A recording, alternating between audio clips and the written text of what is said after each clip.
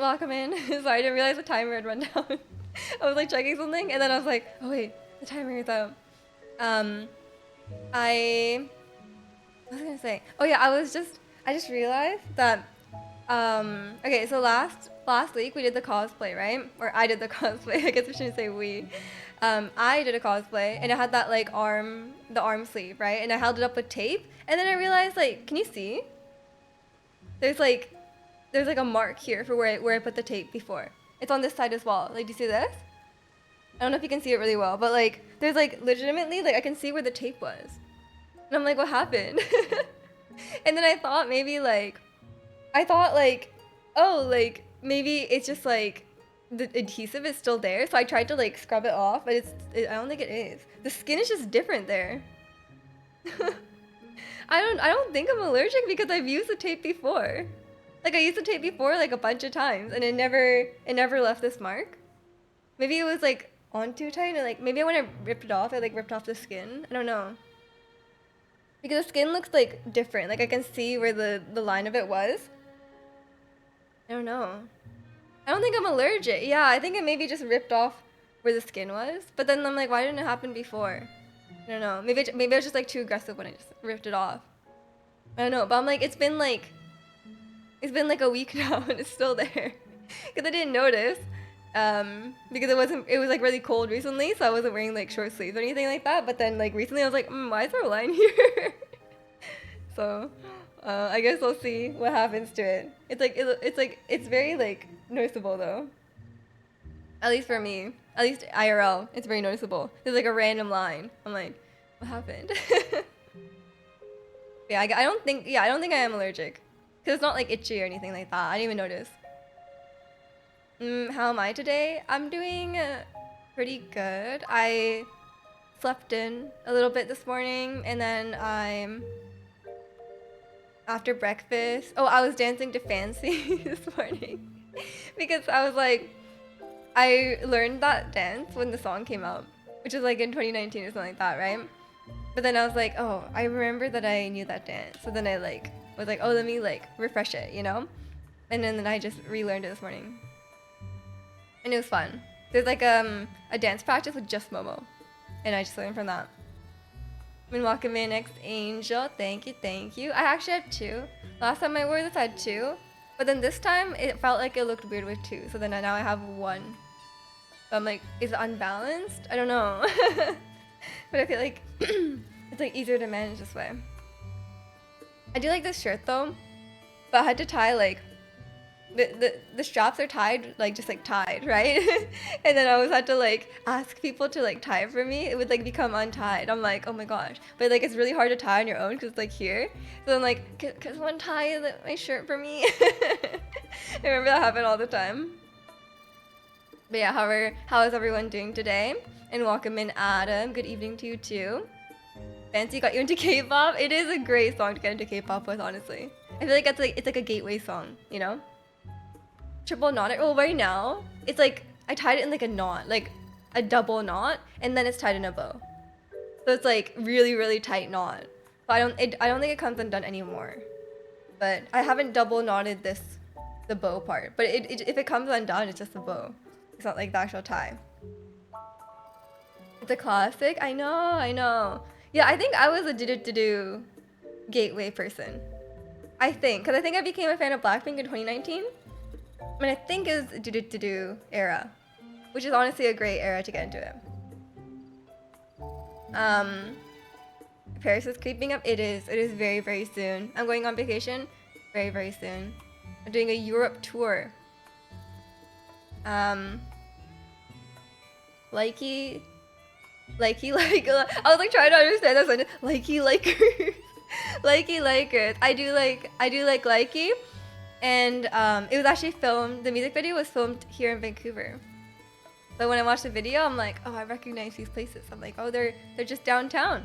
That's Vancouver. And I don't know if they were like here filming it or if it's like just a green screen. I legit, but I'm like, why? I'm like, I don't understand why. Like, I'll appreciate it, but I'm like, why? Your choice bias is Chewy. Mine is Diane. Mija hits Europe. She will. Sana is your bias. Nice. we have a wide like we have a big diversity of biases. My first bias is Dayan, and my second bias is Jio. But right now I really like Cheon. I like currently I really like Cheon because she's so cool. She's very, very talented. But yeah, it's a.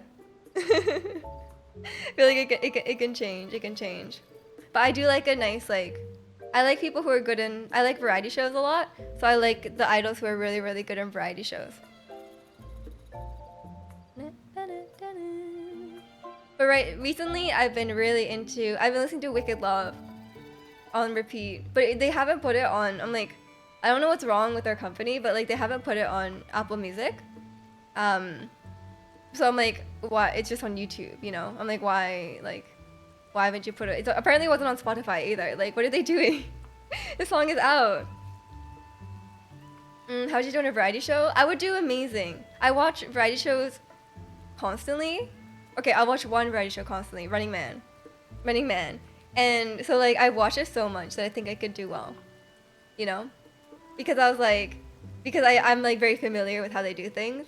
But I think in the moment maybe I'd be like scared because I'm like, you guys know I'm a K-pop fan, but I'm actually like more of a fan of Running Man. Like if Running Man did like a fan meet here or like anywhere, like I would be more excited to go to Running Man fan meet / concert than any K-pop concert.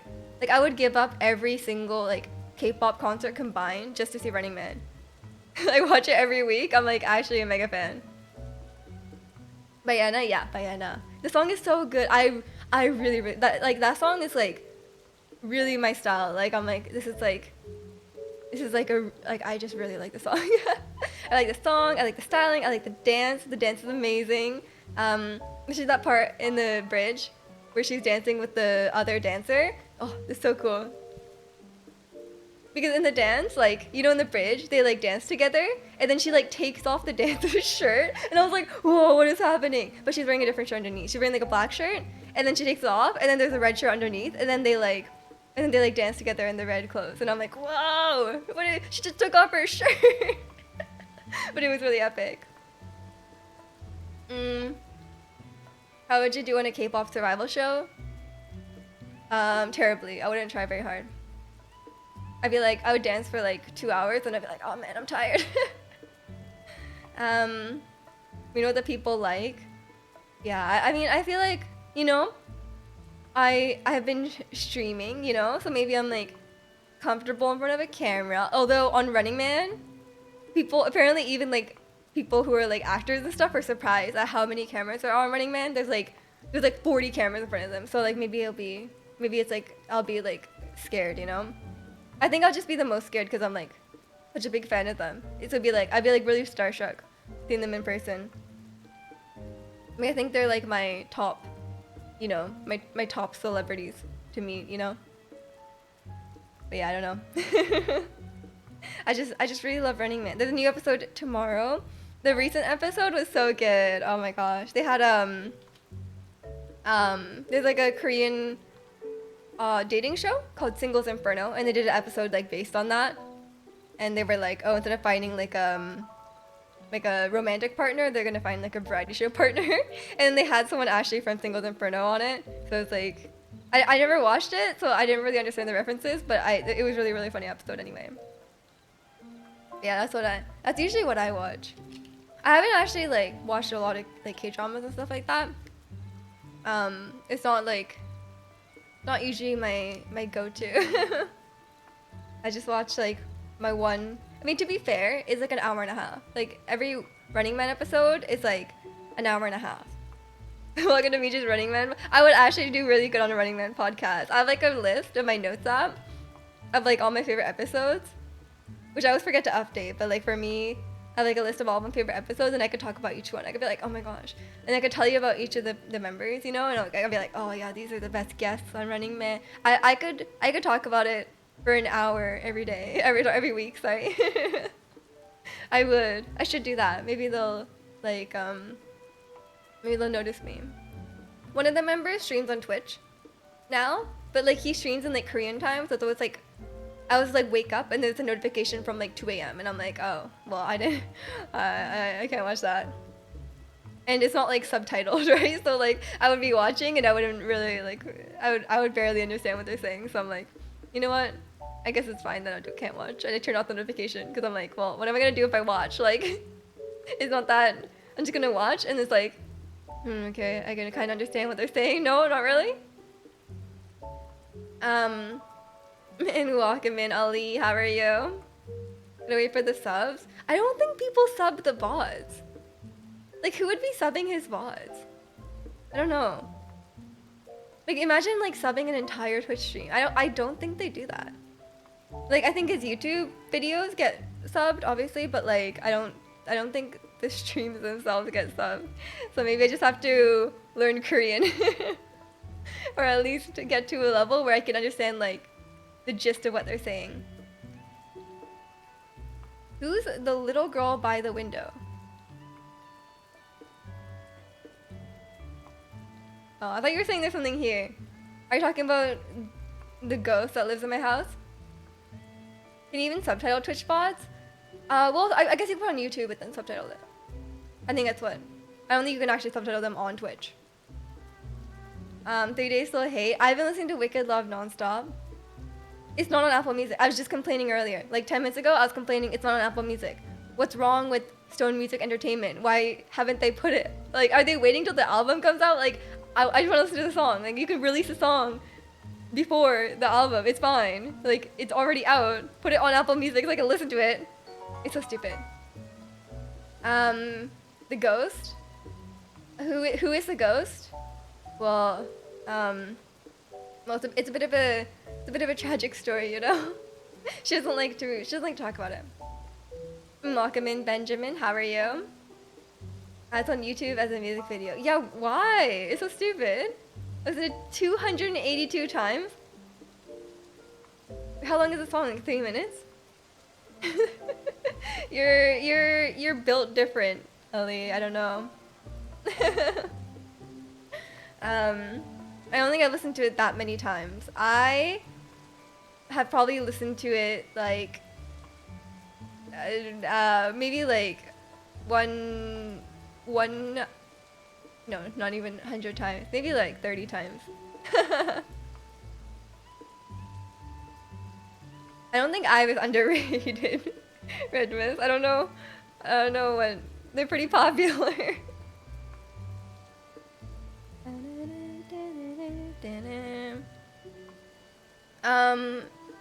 What has everyone been up to this week? I have been up to nothing, pretty much.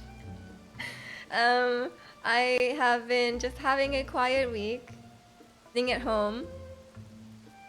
And then on Thursday, I realized that I hadn't left the house since Saturday. And then I was like, maybe I should leave the house. So then I left the house. And then yeah, and then on Friday I have Pilates anyway, so I had to leave the house. Your PS4 died today? Oh no! I'm sorry. Maybe it's time for a PS5. What are your favorite PS4 games? I love PlayStation games. Yeah, similarly been up to nothing. Nothing at all? Nothing even like, what have I been doing? I have been really enjoying the karaoke function of the Apple Music. Speaking of Apple Music, there's like you can turn down the vocals. You can adjust the volume of the vocals compared to the backing track. So then I've been like just like turning it down a bit and then singing along to like everything. I had like Disney sing along. I had a One Direction sing along. I had a Little Mix sing along. Ariana Grande. You know, I've just been singing a lot. Been doing that. Dancing. I've been practicing dancing. What else? And that's about it. Just like sitting around and doing that. Leaving the house. Yeah, I don't know. That's we'll see. No PS5 money. That's true. PS5 is why like it's so expensive. I was so surprised. I was like, They're really that like I mean, like that much for a console. Like I could think about all the things you could buy. Elden Ring is so much fun. I have not tried it. You've run a bit. Okay, okay. So you are leaving the house and exercising. You played some Quake again. Launched Tears of the Kingdom for the first time in 9 days. Oh, that's exciting. Mockingbin, Cloud Jumper. You've been going to your old base to train as a soldier in the Air Force? Oh, just to visit? That was nice. You have a PS5? What have you been playing on it? I have a PS5 too, and I played The Last of Us Part 1, and then I played God of War Ragnarok, and then I haven't touched it. And then now I feel guilty because it was so expensive. But I'm sure like other games will come out, which I'm excited for. What else could I play on it? I just needed some games to play on it, but not Elden Ring. Maybe something else. I was playing Grand Theft Auto for a bit, which is not a PS5 game. I could have played it on PS4. Time to knock down some egos. Well, have fun, have fun. I'm sure I'll be nostalgic to go back. PS5 too? No way. I will not. I had a PS4 till like late last year when they released Last of Us Part 1, and then it was only on PS5. You mostly been playing a Gran Turismo 7. I bet that looks really nice on the PS5. I'm not a racing game person though. Like you guys have no idea how bad I am at Mario Kart. Like if you've never seen someone like people don't like I know people don't use like the reverse button in Mario Kart, but I do. Like I get stuck and then I have to reverse. And then I'm like bad at reversing, so it doesn't like I'm very bad at Mario Kart. I peaked at Mario Kart DS, like the original Mario Kart DS, and even then, like 150cc was like, I couldn't consistently win 150cc. And then I played Mario Kart 7, and then it goes up to 200cc. I'm like, what? This is insane. Like this is like Dark Souls level difficulty. Like I can't play at 200cc, you know? Mario Kart looks so easy, but turning is so hard. You picked up Mario Kart 64?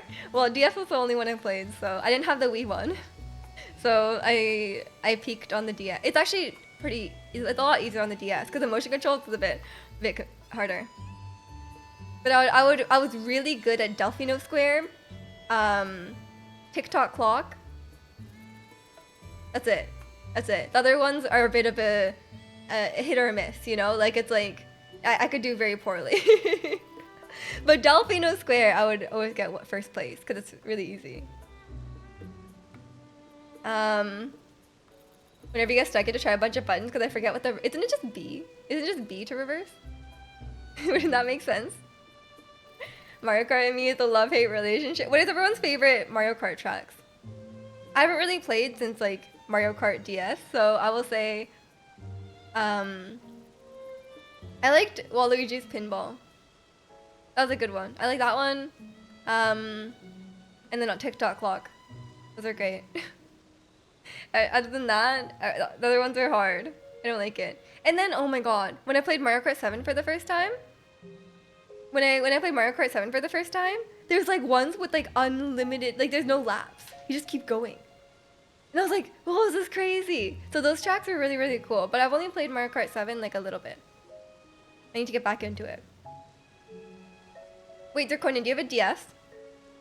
Like a 2DS or a 3DS? Yoshi's Island? I don't know what Yoshi's Island is. I only know Yoshi's... Is that the one with the waterfalls? It's like in a circle and there's like waterfalls? Is that called Yoshi's Island or is that something else? Oh, that's called Yoshi Falls. That would make sense. I know you haven't played Mario Kart 64, but that Donkey Kong course has my heart. Okay, I don't know what it is, yeah. I don't think I had I mean, I definitely did not have an N64. But I will believe you. I will believe you. We have no DS. Okay, never mind. I'm gonna bring my DS instead of my Switch. I want to bring my Switch. Yoshi's Island is a very new map made for the DLC. It's highly pog. I've like played Mario Kart 8. It's called Mario Kart 8, right? The one on Switch. I've played that one like once. Like when I did an internship, they had a Switch, and then I played it like once. Like I don't think I played it after that. Maybe that's why I'm just very bad because I don't have practice, I guess, you know. But yeah, it's I'm not that talented at Mario Kart. I'll keep practicing on Mario Kart 7, and then I'll go playing Mario Kart on the job. Well, they put the Switch there, and I don't think I won. I can't remember what happened. In my previous internship, they had like Smash tournament, and I was like, I never played Smash before, and everyone's like really good, and I was like, okay, I can't. I'm just gonna watch. Just gonna watch because I cannot compete. I'm just missing out on the quintessential. Like none of the tech bros like to do Just Dance competitions. If there was a Just Dance competition, I could win, but no one wants to do that. Everyone just wants to play Smash. You just sold Smash today. You could not get the controls. I mean, if you don't like it, then you could just I guess you could sell it, sell it back. I don't know. I just give away my games, or they just like stay on the shelf here forever. And welcome in, Jimmy. It's a lovely Saturday in America, in all of America. America's a big place, you know. But I'm glad you're having a lovely Saturday. How are you today? And welcome in, John. You're not into fighting games? Don't tell Chick, honestly, never gone into any of the Smash games. Yeah, I don't know. It's never even like been on my radar. Like I think I played Smash. Like I think my cousin had it on like the Wii, and I would like play it sometimes. But that was never like a game where I was like interested in, you know. Like I mean, to be fair, I wasn't that interested in games growing up. So like I didn't really have like that many games that I played. But like, but when I got into games, it was more like story games. Feel like giving away a PS5? Not really. Not really. I would like to keep it because I gave my PS4 to my brother. So then whenever game comes out, when The Last of Us Part 3 comes out, I need to be able to play that.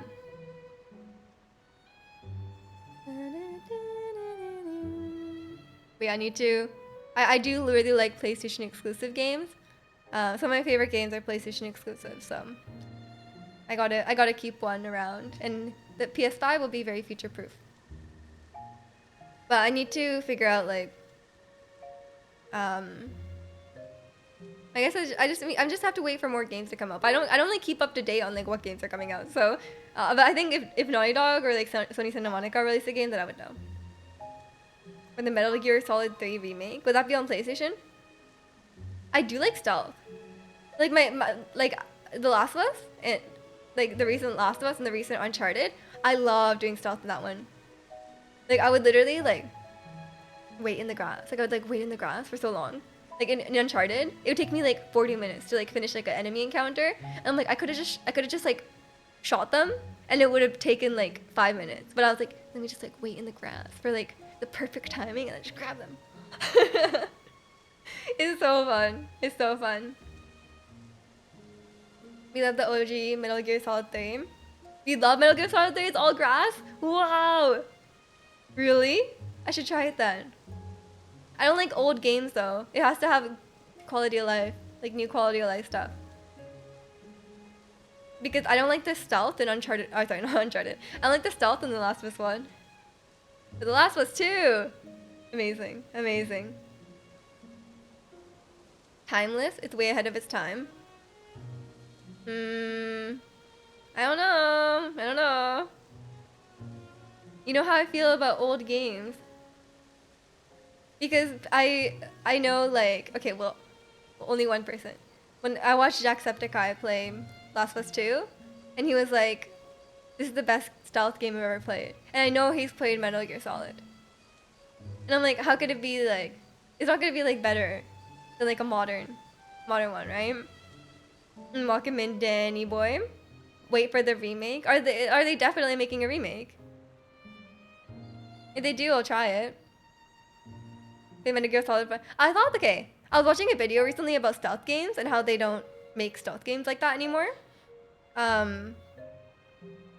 And so then I was like, I thought the more recent Metal Gear Solid games are like not as stealthy as the old ones. Because the video I was watching, it's like, well, like for example, take like, people say The Last of Us Part 2, the stealth is really, really good, right? But that's not the only part of the game, right? Like, back in the day, stealth games exist because like, you couldn't have that many mechanics in a game. But now it's like, you can have like a fully fledged game and include stealth in it, right? You can have like a fully fledged stealth system in a game with other things like a story or like gunplay and stuff like that, you know? Or crafting or something, you know, you could just add like, you can have a bunch of other things. The game I really want to play is Hitman. But like, I'm confused by the pricing. Because you have to buy like each season, but then there's like multiple like levels in each season, and it seems really expensive to me. I don't know. I think I have to wait till it goes on sale or something. Maybe that will be on. I think that is on PlayStation. I'm a big fan. And Guardian, thank you so much for the 21 months. Thanks for remembering that it exists. I appreciate it. Back in the day, you're making me feel old. I'm just saying back in the day. But it's true. It's true. Like it's like, oh. Like, we can only have this, like, one mechanic in the game. Because we only have, like 1 megabyte of memory or something like that, you know? And that's how I feel about Pokemon. I'm like, guys, there's no need to not be able to see the Pokemon in the grass. Because it was, like, that's a relic of their time, you know?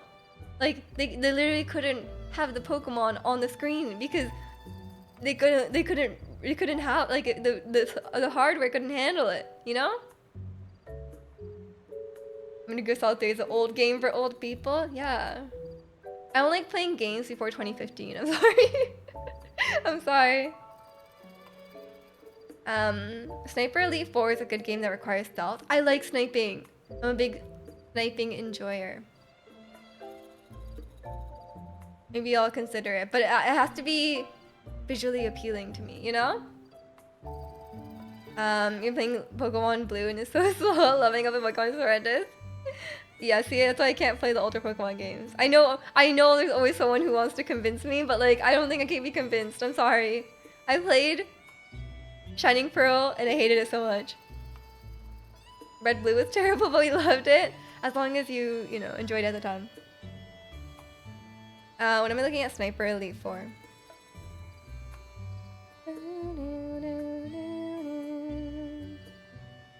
I don't know. It's a 2017 third-person tactical shooter stealth game. It depends on the sky, you know? Look at this guy. This is the guy. Is this Xbox? Maybe it's a... Hold on. Oh, it's on PlayStation as well, it's fine. It depends on this guy's personality, you know?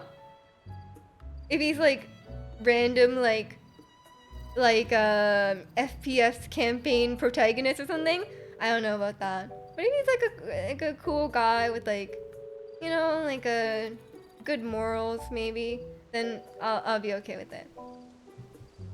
But right from the start, the random guy on the cover, not as appealing.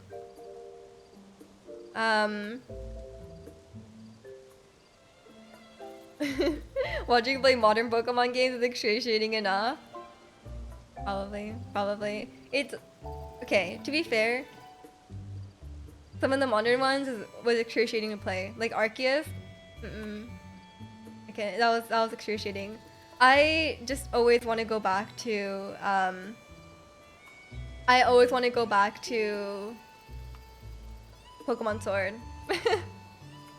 All snipers are campers if you think about it. Is camping... Wait, what? Camping is like when you wait for someone to come and then you like ambush them? Like that?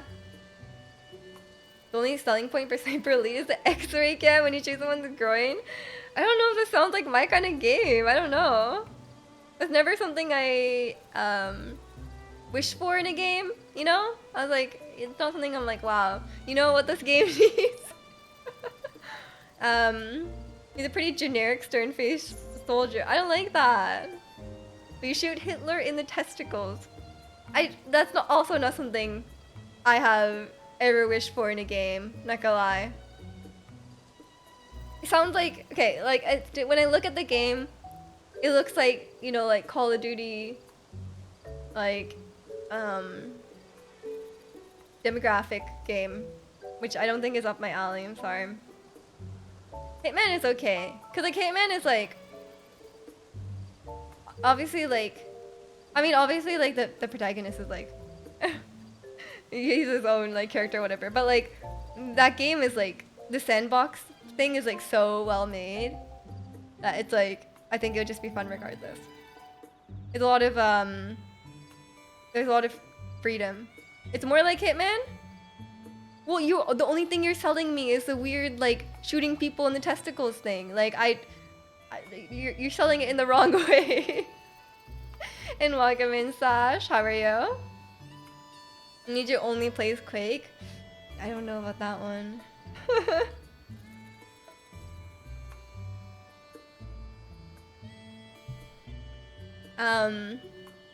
I would say, I don't know. I think it depends on the game. I'm open to many types of games, but I think I only like a very small percentage of games.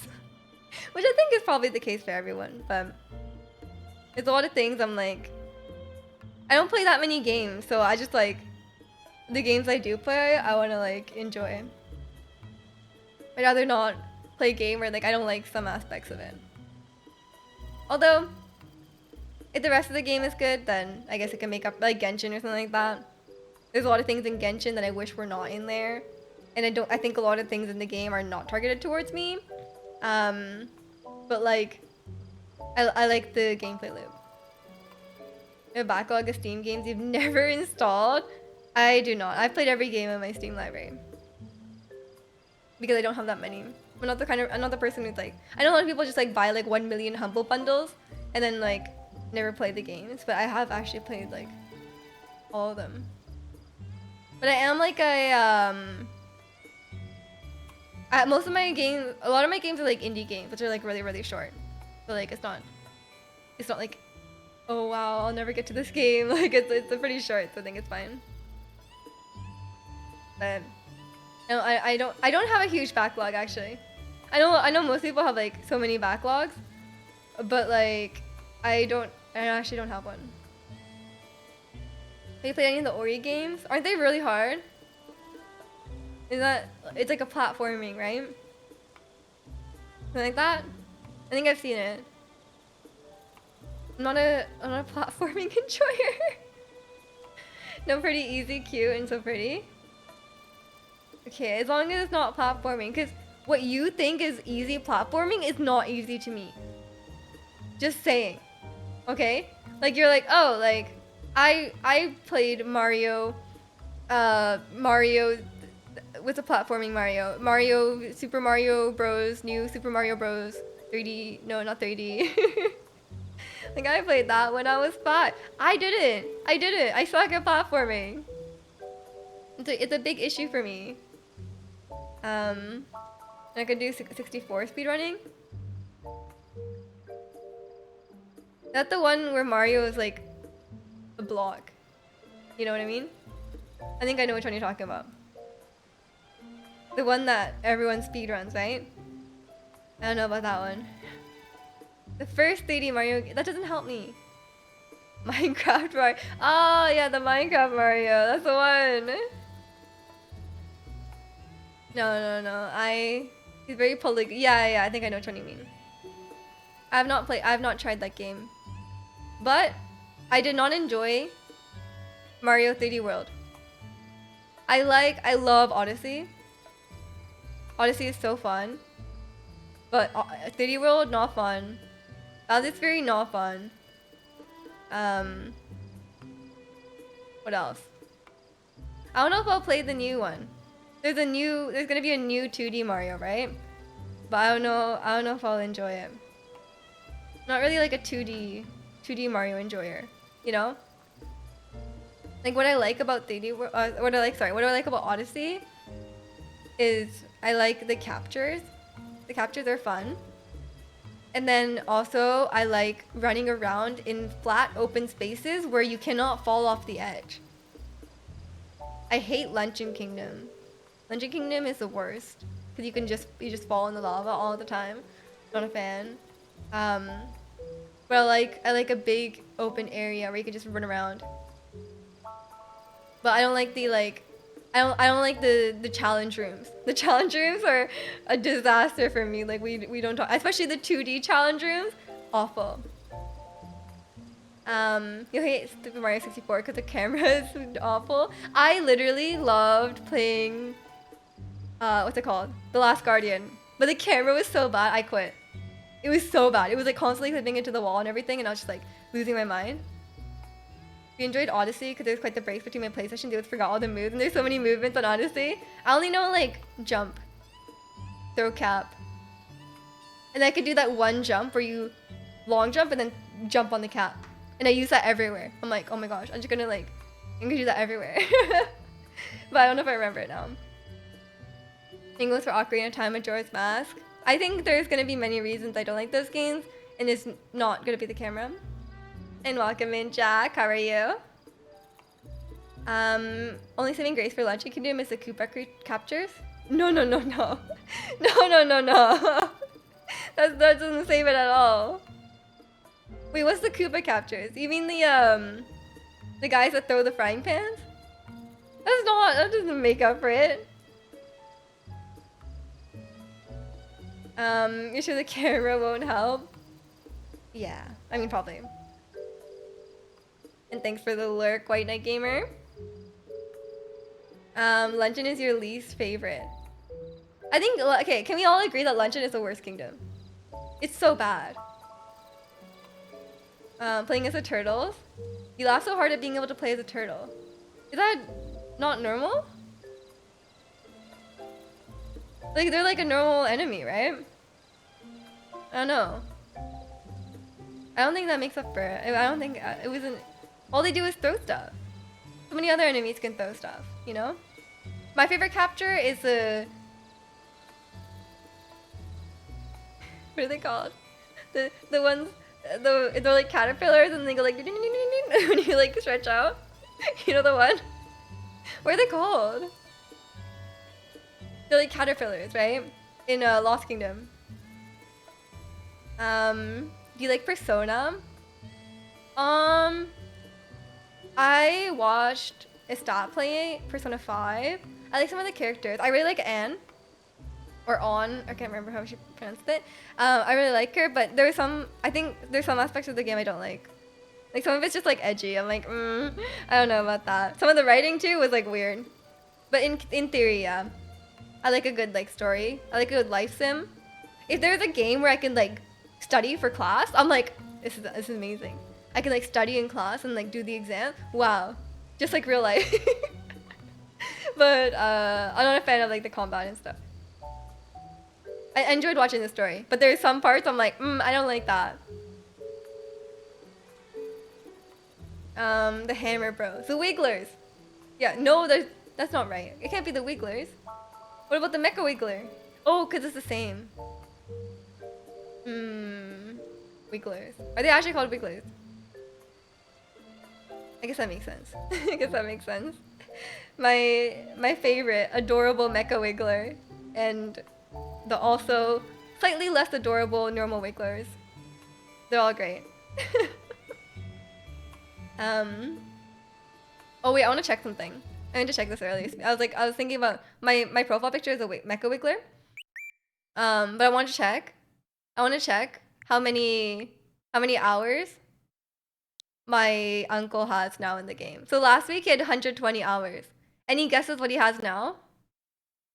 It's been like a week since I last checked. Because of the stretchy segmented guys, I like those. 160, 230. The recording's closer. 34. Okay, there's no way he played that much in 1 week. Is there even that many hours in 1 week?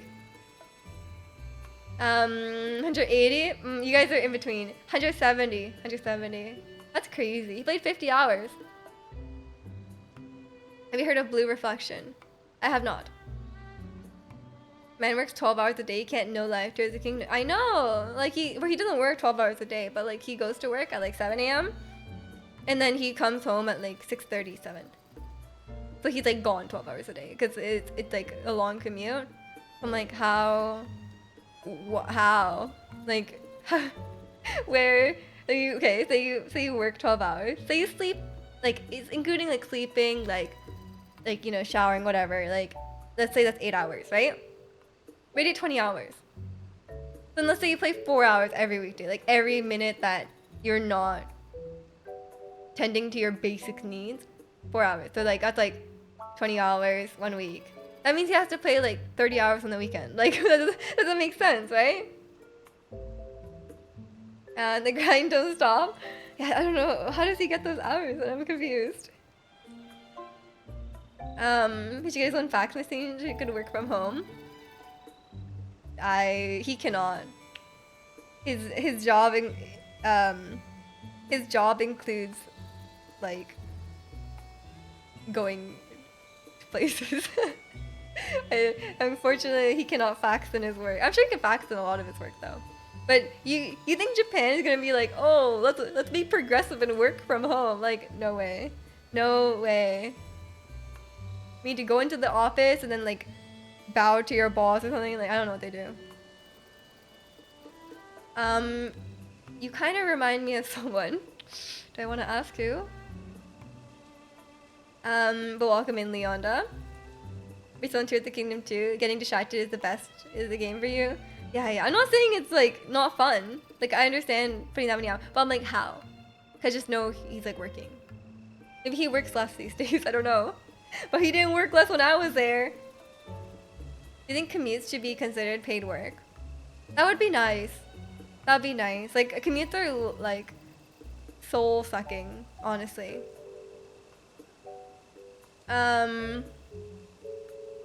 But I don't know. Maybe they should. I think it should just allow more, like, work from home and stuff. Because, like, it is part of your work day. Like, if you commute, right? Like, you don't get that time back. It's for work. I could never. I think I only want to work remotely from now on. We can fax in a photo of you bowing to the boss. Oh, true. That's a good point. When you fax something to someone, do you send them something and then it prints out on their end? It's like an email, but it's, like, printed. You ruined the joke. I was just sus up your question. If you just come in with a question like that, I try not to answer in a way.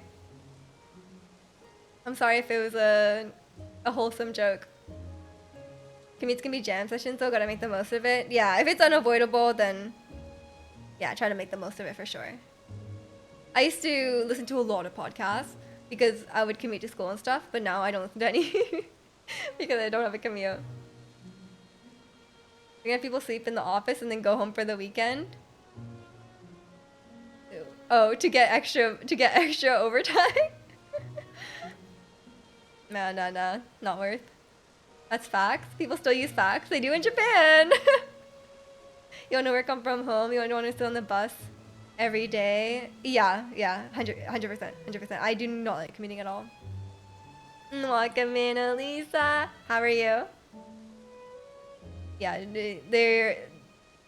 know a lot of people are like, oh, Japan must be so, like, futuristic. You know, like, so many, like, technologies and stuff come from Japan, but they still use fax machines. Like, what's wrong with them?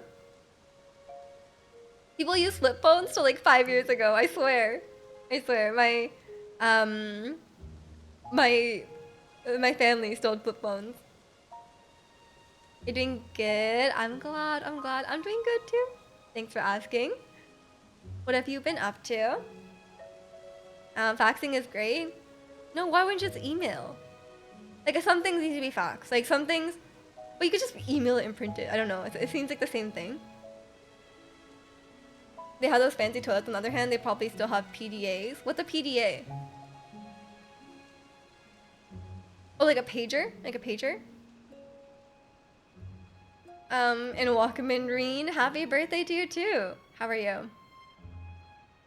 A friend from the UK has come to visit me, so you've been touring the area with them? Oh, Is that where you have been going? You're like a seasoned tour guide. That's crazy. It's like a smartphone, but before smartphones were a thing. Okay, I don't know what that is. You can't email a hard copy. You can scan it and then email it. But I guess if you wanted to like do like the get rid of the middle steps, you could just fax it. Like some things like say like these days. Oh, sorry. These days like you could just like call the doctor, right? And then they like fax. Like if you have like a prescription or something, they just fax it to the pharmacy. That is actually nice. But you could also just email it. I don't know. You so am? Okay, I can't wait for your professional tour guiding skills when I come, Elisa. You've been practicing. And welcome, Minnie. How are you? Like, it doesn't call. It's a crappy pocket computer. Wait, so what's the point if it doesn't call? What does it do? Wasn't there somewhat recent news that they still use floppy disks and CDs, and rare instances want to get rid of them as well? I've never seen floppy disks. I wouldn't be surprised if people use CDs, though. But I think now everyone has like a smartphone. And it's like somewhat recent. And very recently, like within the last year, they now use, you don't need cash for everything. You can use credit cards. Finally, they've embraced credit cards and like mobile phone paying and stuff like that. Which took long enough, honestly. Like, please be cash. It was only because of COVID. Which was like 3 years ago, but they finally figured it out now. It's like a calendar and stuff, I guess. They're long extinct. Oh, interesting. While Germany is still cash only even during COVID, it's annoying. When I was in Amsterdam last year, a lot of like grocery stores would be like, oh, like just debit, like only debit, and it's like, well, I don't want to use my debit card like outside the country, you know. I just see how many euros I have. Actually, I don't know how many euros I have. Not where you live? Let's go. You're living in the future. But yeah, I'm so happy Japan is like, you can use credit cards everywhere now. Like I'm literally never been happier. It is like, oh my gosh, I hate carrying around like so much cash. If you're going for like 2 weeks or something, it's like, what are you gonna do? Like carrying on like $1,000 in cash? Like, you know, it's so scary. Like I just want to be like holding that in my hand. I don't like it. You can pay everything with card here in Germany, even phone. Nice, that is good. Just carry around a lot of gems. Oh, just gems. Like I'll just carry like some diamonds, some opals around. That won't be heavy at all. Yeah. Welcome in, Nibius.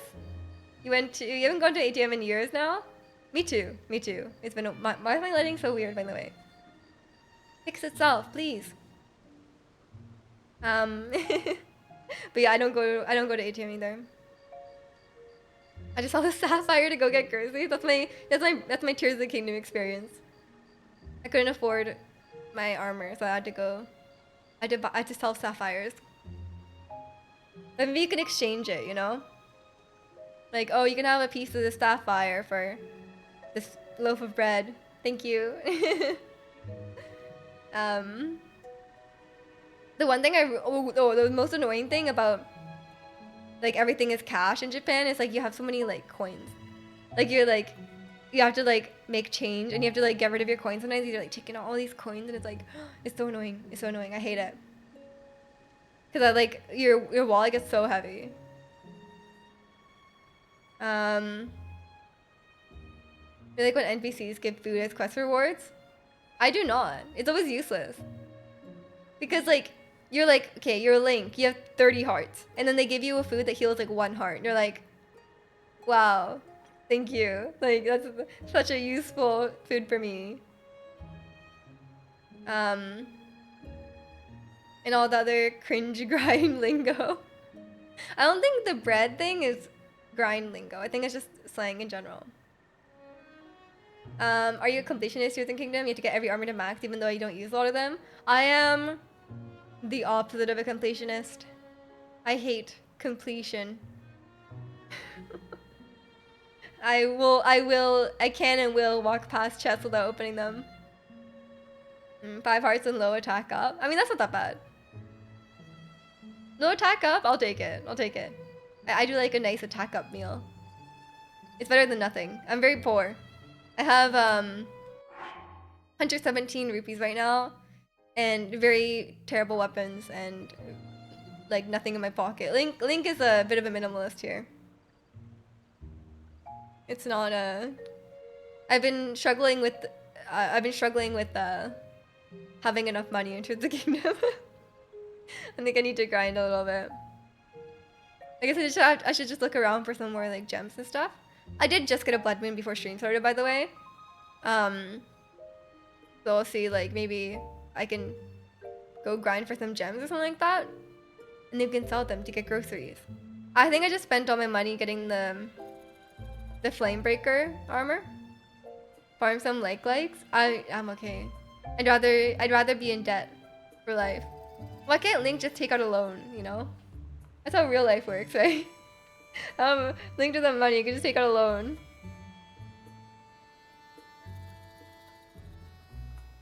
I'm probably increasing my game hours count. Because I just had the game open, just for the music. Because I didn't want to play other music in the background, I'm too lazy. I'm playing You Hunted in the Ice there. That's what I did in Breath of the Wild. The 5 gourmet meat meal sells for like, what was it, like 400 something rupees? And it's like, it's such a good way to make money. Block them in Panzer. Gotta get rich to get a good loan. That's true. Link has a terrible credit score because he was sleeping for 100 years. What happened to all the Link stuff? I know! Like, what? Like, where's my champion weapons? Right? Like, Master Sword, sure, I get it. But like, what? Nothing happened to my Great Eagle Bow? Like, what? I'm so upset about that. I'm literally so upset about that. You're 221 Korok seeds out of 900. Are you going for 900? Welcome in Comica. Only Link had a savings account before he went to bed? I don't know. Zelda declared eminent domain and seized all of Link's assets? True. It was like, what is it? Like during war times, they just take everything. What is it called? Where like, martial state or something? Martial law, you know what I mean? 900 Koroks just for me?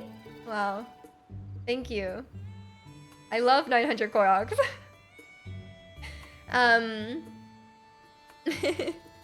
Zala took it all, and then she disappeared. They're just taking turns disappearing. Surely I could take it back if she disappeared too, you know? Martial law. Yeah, I think that's it. But they're like, oh man, calamity is here. We gotta take everyone's money. That's probably what happened. But I would like to get my Great Eagle Bow back. I know you can. Because I've seen people with it. So like, surely there's a way to get it. I'm assuming I just go up to Tulin, threaten him, and steal it. That's the only way I can think of.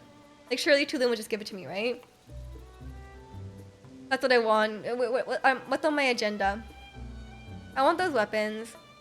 And then I should probably get the Master Sword, and I want to do the Memories quest. But I can't figure out how to start it. Complete all the Korok seeds in the Hebra region. Congrats. And welcome in, Gwen. What is that? Is that a finger gun? Welcome in.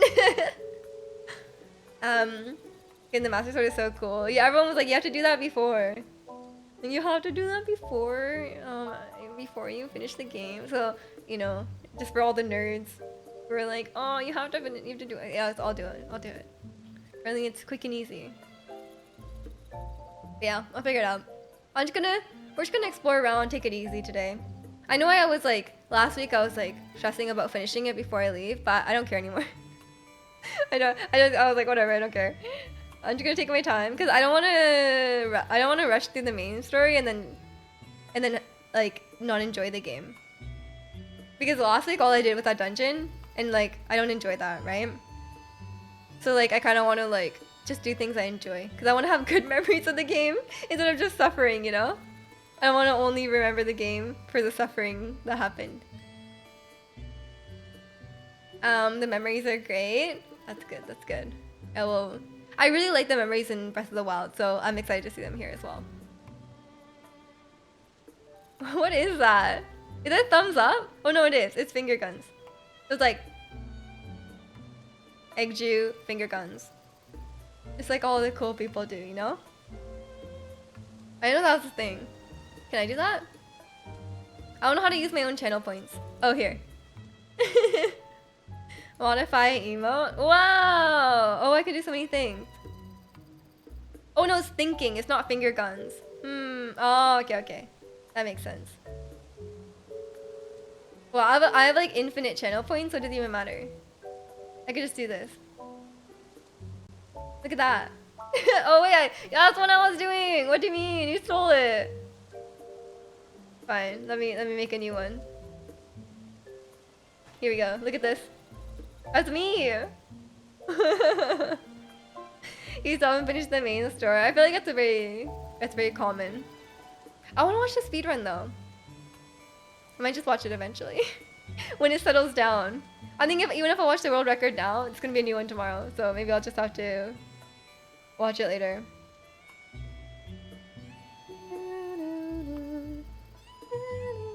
I'm like really sore today, by the way. I have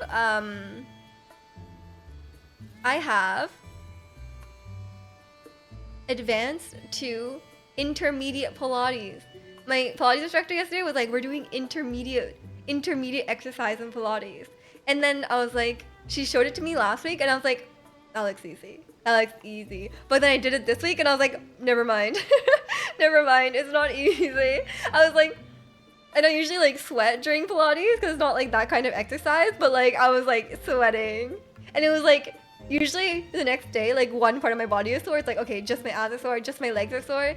No, today, like everything is sore. I'm like, just every part of my body is just like very sore. Squished Miju. I mean, egg Jew. Egg Jew is already squished, by the way. In case there was some misunderstanding. My face is not a perfect square. I did stretch it horizontally to be able to fit it in that square. By the way, my face is not that wide. In case people had a misconception. You should print out a picture of Edju and hold up at the airport. You can. I still have it. I don't know where it is. I have okay. So when I made like you could buy Edju stickers, right?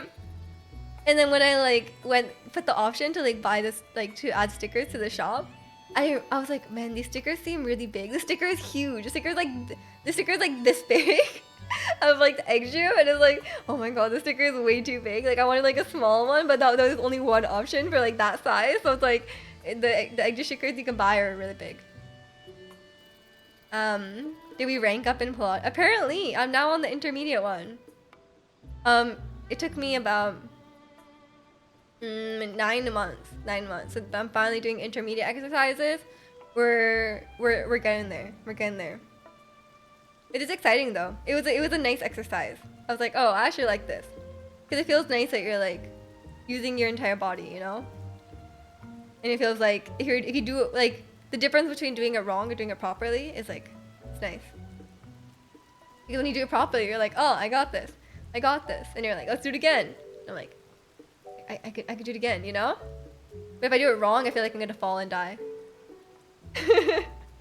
I swear, my Pilates instructor probably thinks I'm like such a scaredy cat, because like we'll do like exercises where you have to like say like sitting up high, you know, like somewhat up high. It's like maybe like 4 feet in the air, right?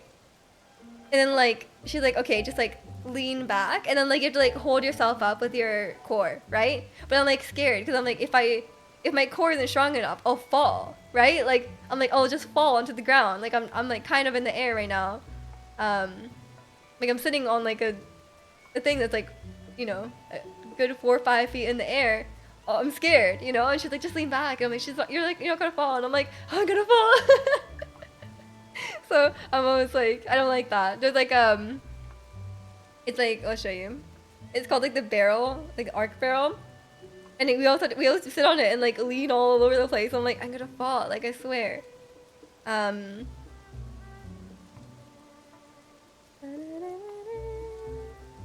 Oops. Oops, I accidentally went on shopping.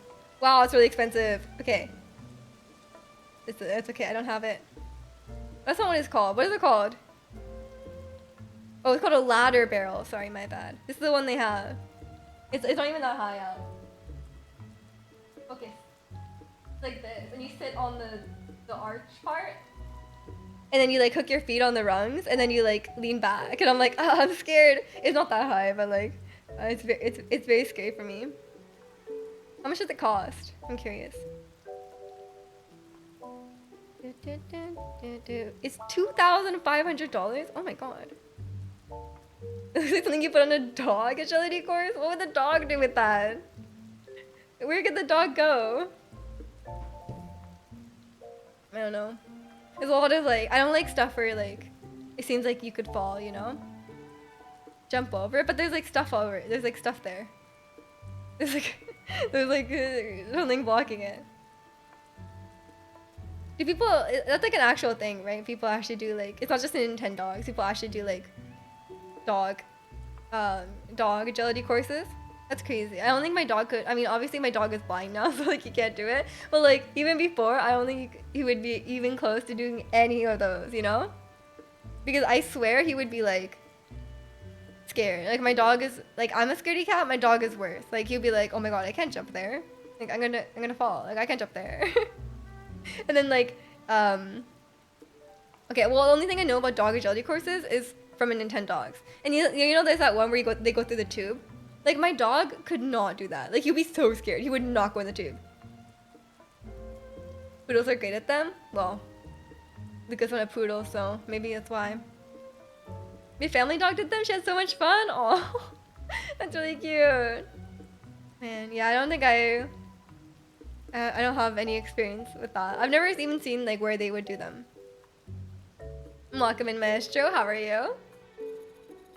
My dog would be bad at all of them. The disc course. My dog cannot play fetch, nor catch things in the air. It would just hit him in the face. He does it a lot. Like if I throw him something, like even food, he just like lets it hit him in the face, and I'm like, bro, like catch it. And then when he plays fetch, he doesn't bring the ball back. He was like, he gets the ball, and then he runs away. He wants to be chased. He doesn't want to bring the ball back. Like, I'll get separation anxiety upon entering. He actually would. He'd be like, oh my god, where am I? I'm alone. Doing this R&R quest, having a great day mentally. That's good. That's great to hear. Are you enjoying the R&R quest? Probably doesn't help that he's blind. Okay, I don't throw things at him now. That'd be so mean. But before, when he could see, I would try to throw like treats in the air and like, he could try to catch them, but he's like really bad. You decided to go on a strict diet. You're officially cutting the sodas now. Oh, let's go. I'm not a soda drinker. I can't remember the last time I had a soda. The only time I have sodas is when I'm on a plane. I was good at Sprite on plane. I don't know why. I was good at Sprite or ginger ale on plane. It's nice. Cause I feel like when I'm on plane, I might have like low blood sugar, so I want like a soda, but I like stuff like Coke. It's like too much, so I'm like, oh, I'll get a Sprite.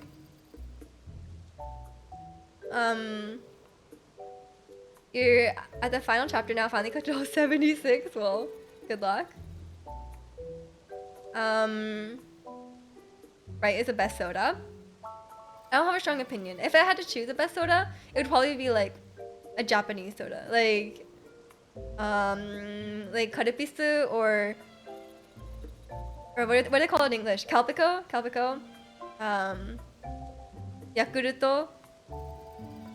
I don't know. There's probably some others, but or melon soda. Ooh, melon soda is real good. You get Chipotle with organic lemonade. Ooh, that sounds good actually. I like juices and stuff. Not as much lemonade though. A lot of times it's like really sweet. You had soda yesterday for the first time in ages. You cut them out too. Wow, we're all so healthy. That's crazy. I'm trying to eat healthier as well. I do like snacks and stuff like that, but I'm trying to eat healthier and exercise more, which is very, you know, everyone probably has those goals or whatever, but I'm trying. You cut them as well, not because I'm dieting, but after a while I feel like crap. Understandable. Yeah, when I had a couple weeks ago, I actually ate like crap, and I just felt awful. So I think like eating more. I think now the summer, eating a lot more fruit and stuff. But fruit is really expensive, so I'm trying to find out which fruit is like not too expensive, you know? So I want to eat more like fruits and veggies and stuff, and then also um, just generally eat healthier. Um, you're leaning muscles as well. Nice, nice. I was talking to my Pilates instructor. I was like, oh my gosh, how are you so muscular? And she was like, oh, I do weight. She was like, I do weight training every day. I was like, oh, that's why. I thought she was so buff, or not buff, but like I thought she was so fit because she was a Pilates instructor. But she was like, no, I do weight training every day. And I was like, oh, that's why. And it's like, I don't do that. Should I do that? I have a gym. I've never used it. I don't know how to use the gym. Maybe I should ask her. I like Sprite because it's the only one that feels refreshing. That's true. It is very refreshing. I like the lemony flavor. It's really good. Ginger ale is good too. Do you guys have ginger ale? If I go to the gym again because you're not feeling good about yourself, do you enjoy the gym? I think I remember like last year you were like, oh, I go to the gym. You're gonna be nice and strong. Used to drink so much iced tea as a child, but once I started drinking water, couldn't go back to soda. It leaves such an odd sugar taste on the tongue you don't like anymore. Yeah, I agree. Because I think a lot of people are like, just are so used to drinking soda like all the time. But like if you just don't drink it, like you don't miss it. Like I drink soda like maybe once a year, and I don't miss it at all. Like I'm just like, I'll just drink water. Like water's great. And it's like probably like way healthy. Like if you drink soda every day and you cut that out, you could probably like lose like not an insignificant amount of weight from just like not drinking soda. But yeah, I think it just depends on like what kind of like habits your parents give you. Because my mom is like, she doesn't like sugary stuff or like, you know, stuff like that. Ginger drinks are pog too in smaller amounts. Yeah, I mean, it doesn't really taste like ginger that much. It's still like a soda, right? For your age and height, you're underweight. As long as you're healthy. As long as you're healthy. But yeah, I think I've just been like, I'm not really like a overeater, you know? Because it's like, I just kind of like, I'm just like, oh, like, I'll just eat. I don't like, I feel the worst when I eat like, when you like eat so much and you feel like so full. That's like the worst feeling for me. Like I really hate it. So like I usually just stop eating when I'm full. But like but when I'm in Japan, I really do try to eat a lot. And like, but it's still not enough. Like I'm like eating so much. I'm like, oh my god, like I'm eating so much. And then my family's like, why aren't you eating more? And I'm like, oh, I'm trying. Because everyone could just like out eat me. And welcome in Fenric. Thank you. We do love Leon here. Yeah, I think it's just people have different. I think my brother can out eat me now too. Like so ever since like a few years ago, he can eat a lot more than me now. And I'm like, how are you eating that much? It's always surprising to me. And like my mom can eat a lot as well. It's crazy. It's crazy. I don't know how people do it. But I don't like going to restaurants and stuff because I can never finish my food. I think you just put on weight in the last 2 years because of medication. Yeah, I guess. If the medication's helping you, then. Well, I mean, yeah. I hope it's been a net positive regardless. And you are always beautiful, Gwen, no matter your weight. Yeah, it's I don't know. It could be a hard thing, but I think like I feel like exercising is just good for. I mean, I feel like I shouldn't preach it because I'm not the best at. I'm not the best like at exercising and stuff like that, but definitely like it. You just feel so much like it's so good for like obviously physical health, but also your mental health, right? To exercise, and it's like, but it can be hard. It can be hard to like actually just do it because I have some weeks where I'm just like I don't even get up. I just want to like sit back and watch TV, like play games on my phone. Yeah, it's a. I take a lot of supplements recently too, cause like I take like iron supplements, right, which is pretty common. But then like, what did I start taking? I started taking vitamin B as well. So I was just taking those two, and then my mom was like, "You need to take calcium. Like you have to take calcium because um because your joints are awful." And I was like, "You think it's because of calcium?" I don't think it's because of calcium, but I was like, "Okay, fine, I'll take it." Cause like, especially I think it's just from. I think it's really just from sitting, and like I think it's just from using the computer a lot. Um, but like my wrists are so bad. Like I can't even like if I do like I say like a push up or something like that, that weight on my wrist like really hurts. Like even when I put my hands in the proper, like I know if you have your hands in the wrong alignment, it can hurt. But even with the proper alignment, it's like my wrists are really bad. Even like a little bit of weight on them is like kind of painful. And no, I don't stretch my wrist. I think it's literally just because like I'm always like, like using my phone, using computer, and it's like you keep like people get like carpal tunnel and stuff from doing that. I think it's something like that. I think I gotta like, ooh, sorry, did you hear that? I think I gotta stretch my wrist a bit more. My wrist, oh, this muscle is really sore. My wrist and my neck is so bad. I only recently like when I'm dancing, I'm like you do like a neck, like they do like move with their neck, right? And I just can't do it. Like my neck just like does not move. It's so stiff. I really need to like stretch it more because I think it's just from using the computer so much and like like just I work from computer, I stream from computer, I play computer game, so I have to really be better at that. I'm getting better at like I stretch like the rest of my body, but I didn't realize like small joints like that like also would be such an issue because obviously like I stretch my legs and stuff. I have a lot of like joint issues on like my legs, so then, like I obviously stretch those, right? And I like walk around and stuff, and that has been helping. But and like obviously like your back, like I think about that, but I never really thought about my wrist. Like I was like, oh, like using the computer for so long is gonna hurt my wrist. Like I just didn't think about that, and my neck. Like physically I haven't lost weight because you only started in the last 2 weeks or so, but your mental health is improving by going. That is good to hear. I'm glad it's working for you. Yeah, I'm not a gym person, but maybe I should become one. I think I have to like, it just doesn't appeal to me. I don't know. But maybe I have to like, just find the right thing for me. I don't know. But I really like dancing, but it's so bad for my joints. But I do have weeks where I dance like every day. And it's like, it's such a good workout because I'm like so sweaty. I'm like, it really does work. And obviously Pilates is very, very good for my like muscles and stuff like that. I only do it once a week, but I don't know. I do see progress even though it's only once a week. But I think it's also because like if you're really skinny, if you develop any sort of muscle, you can see it easily. Artists especially need to do hand exercises to keep their wrists healthy. Hand grippers also help. What are hand grippers? You start like rock mode. Excuse me. That's true. I guess if you start from like zero muscle, you will like even if you have like a little bit of muscle, you'll see it right away. So like that's definitely true. That's definitely true.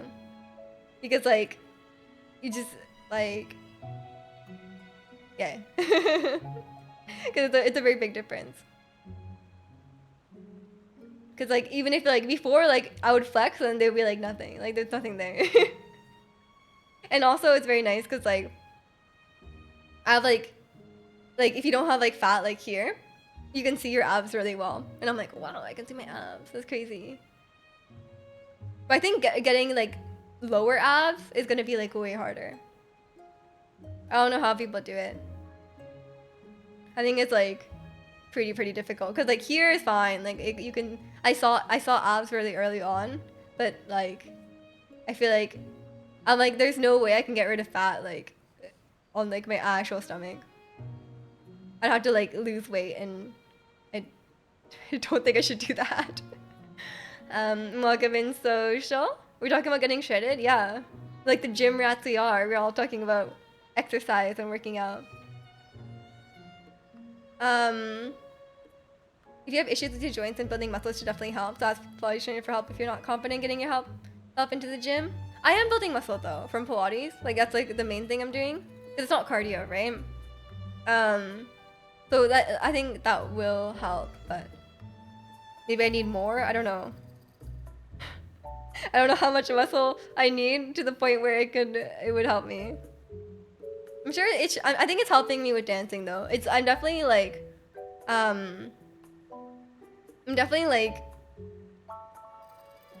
it definitely helps when I'm dancing. Like there's definitely less pressure on certain joints, especially like that. Like when I do moves where I like lean back, because before I didn't have any like core strength, and it would really hurt my back because all the weight is going on my back. But now it's like if I like use my core, then it helps a lot more. It's so hard to get rid of belly fat. You have to tighten up your diet at some point. Yeah. I mean, I feel like if it's the last thing, it's gonna be lost, and what can you really do? You'd lose more weight if you didn't eat like a dumpster. That is one way to put it, okay? What does a dumpster eat? Like scraps? Like anything? But food is your only serotonin, dopamine. Serotonin, I think? Source these days? I mean, food is great. Like good food is great. Like I really, really appreciate good food. But it's a moderation is key. Have you tried back bridge progressions? I don't know what that is. So maybe not. I don't know. I can do a bridge. Ever since I was young, my back has been like omega flexible. I could do the thing where like you put your like legs over your head, right? You know what I mean? You like lie on like your chest and then you like put your legs over. I don't think I could do that anymore, but I used to be able to do that. Like for some reason. And then my Pilates instructor was like, that's actually like bad. Or not like bad, but like my back is like bent too far that way. Like it's like very like uneven. Since you hit 55 as your maximum set for upper body. I don't know what that means. I'm assuming you don't mean 55 years old. 55 pounds? Okay, let me translate. You've been limiting yourself to only lifting 55 pounds. I don't understand the sentence. I think that's what you mean.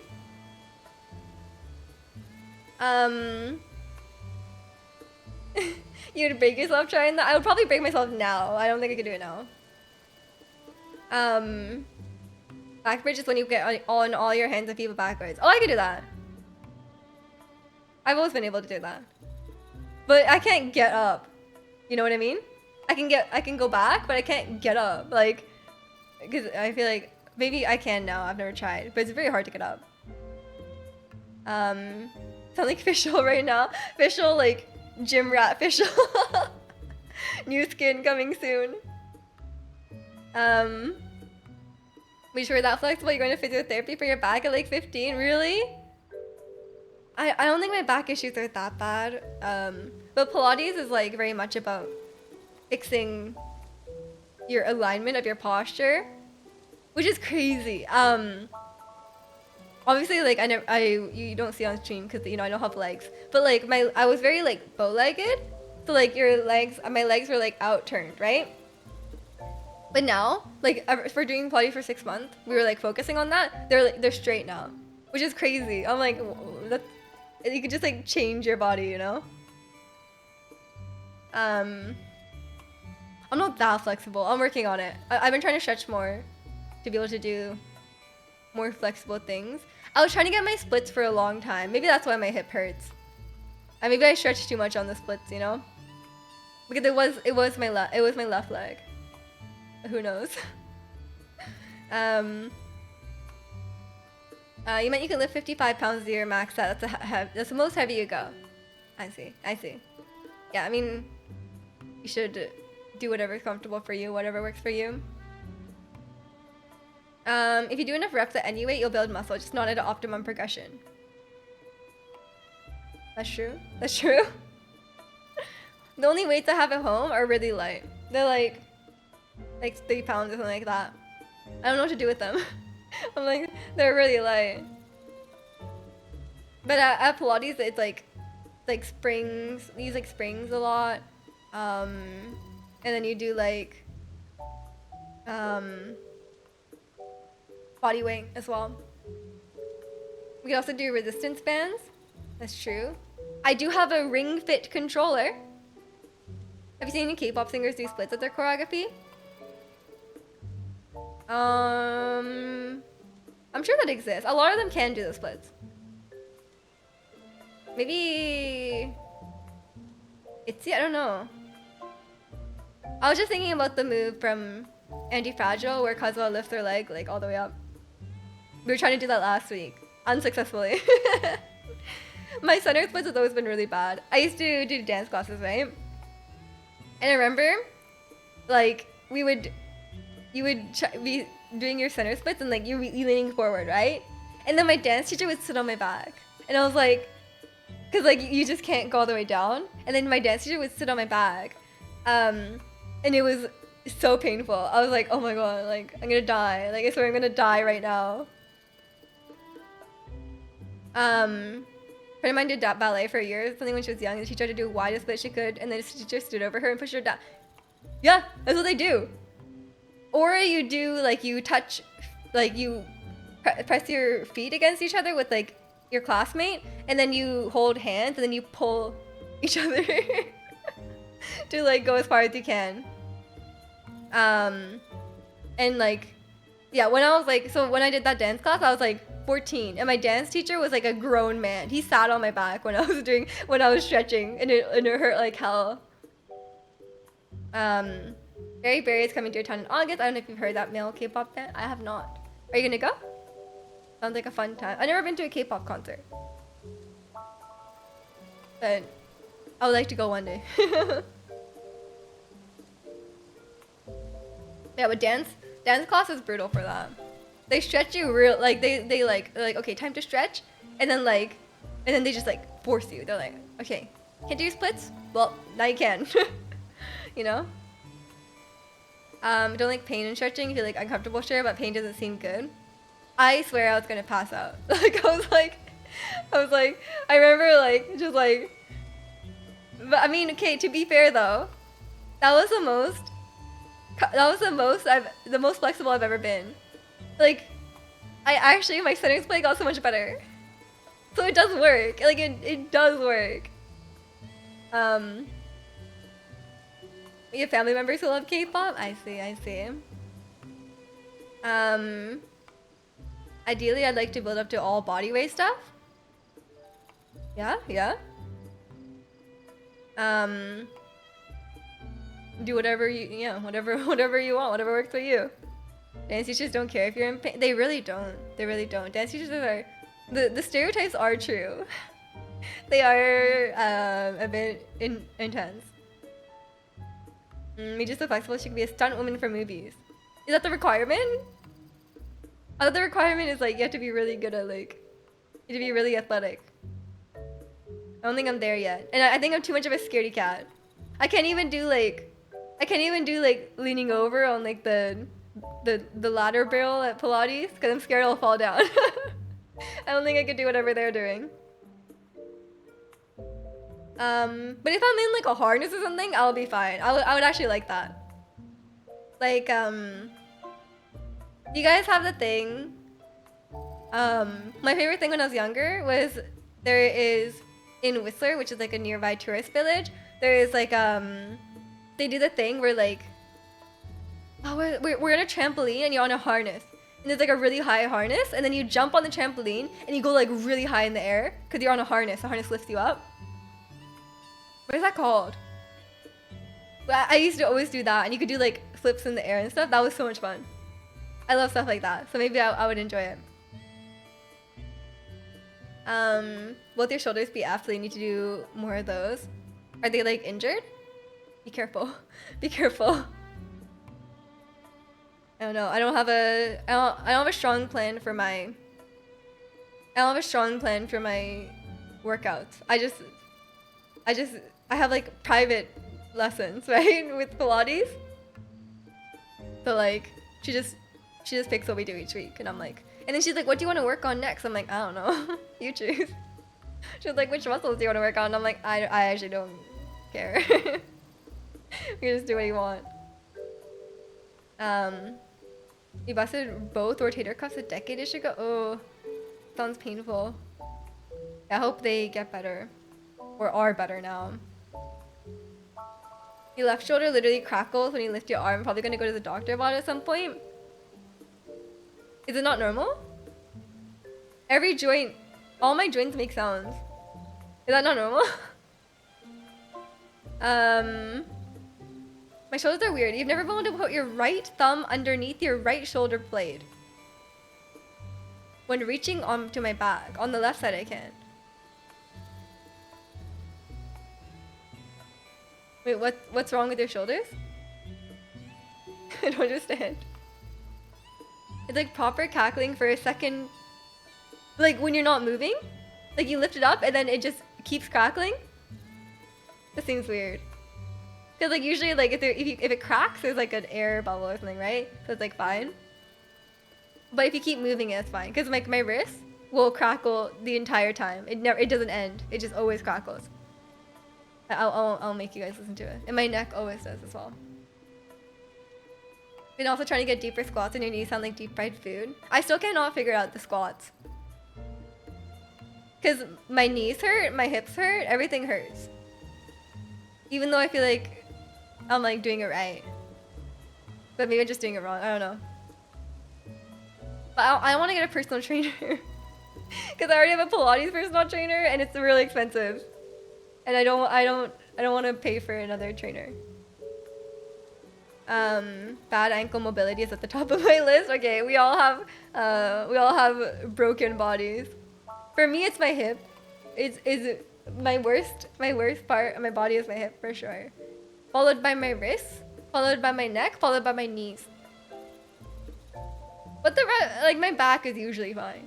Like 90% of the time, my back is fine. There's some days where I'm like, oh, my back hurts, but it's just from like work and stuff. This chair is nice. This is like an ergonomic chair, so I think that does help. Your ankles used to be real bad until I lost weight and started running. Does running help? I feel like that would be putting more stuff on your ankles. Oh no. I don't think my joints are like a weight issue. I don't know what my issue is. Do you work on your hip flexor? What do you mean work? What do you mean work?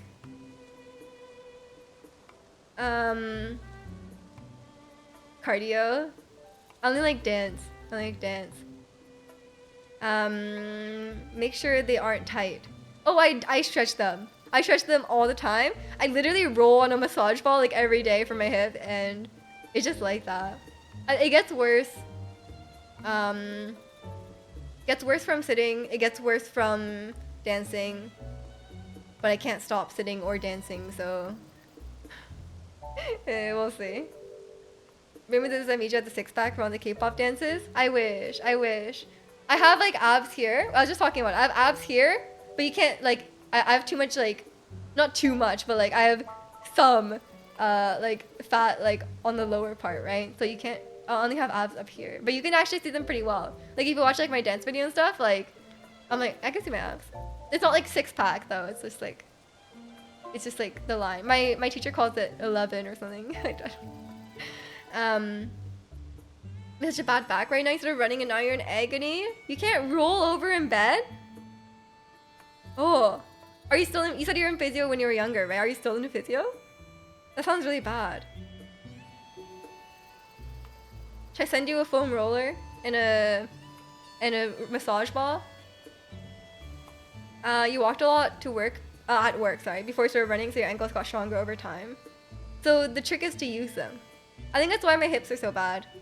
Like all the joints in my legs are so bad because I don't walk often. If you check like my pedometer, it's probably like 100 steps a day. It's really bad. And welcome in Yokomoto, how are you? Mm, 4 Michu packs. It's called ab lines. Okay, okay. She calls it 11. But why is it called 11? Because there's 3 lines. Shouldn't it be 111? I don't know. Oh, maybe the abs are the ones. That makes sense. They're the shredded person in us all. That is true. That is true. You could just look for more. If you just lose weight, maybe you'll see more muscle. You're trying to be more careful and stick to walking rather than running. I hope it gets better soon. Back is like the worst.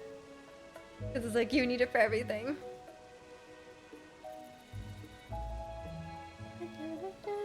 I don't have any professional advice, but I just hope it gets better. Yeah, it's I'm glad we all have some issues and pain, you know?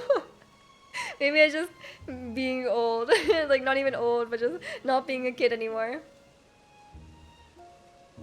Just dehydrating helps to reveal a lot of muscles, but that's not recommended. Yeah, definitely. But it's a good point. They do that for bodybuilding, right? It's crazy. You have bad back days sometimes. You just have a genetically bad back.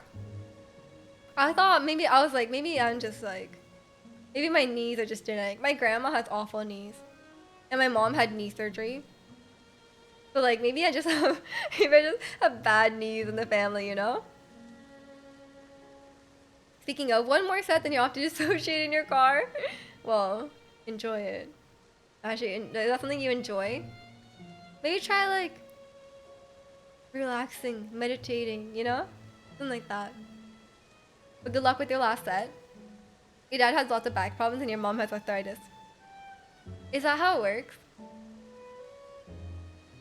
Because like, I have a lot of bad knees in the family, you know?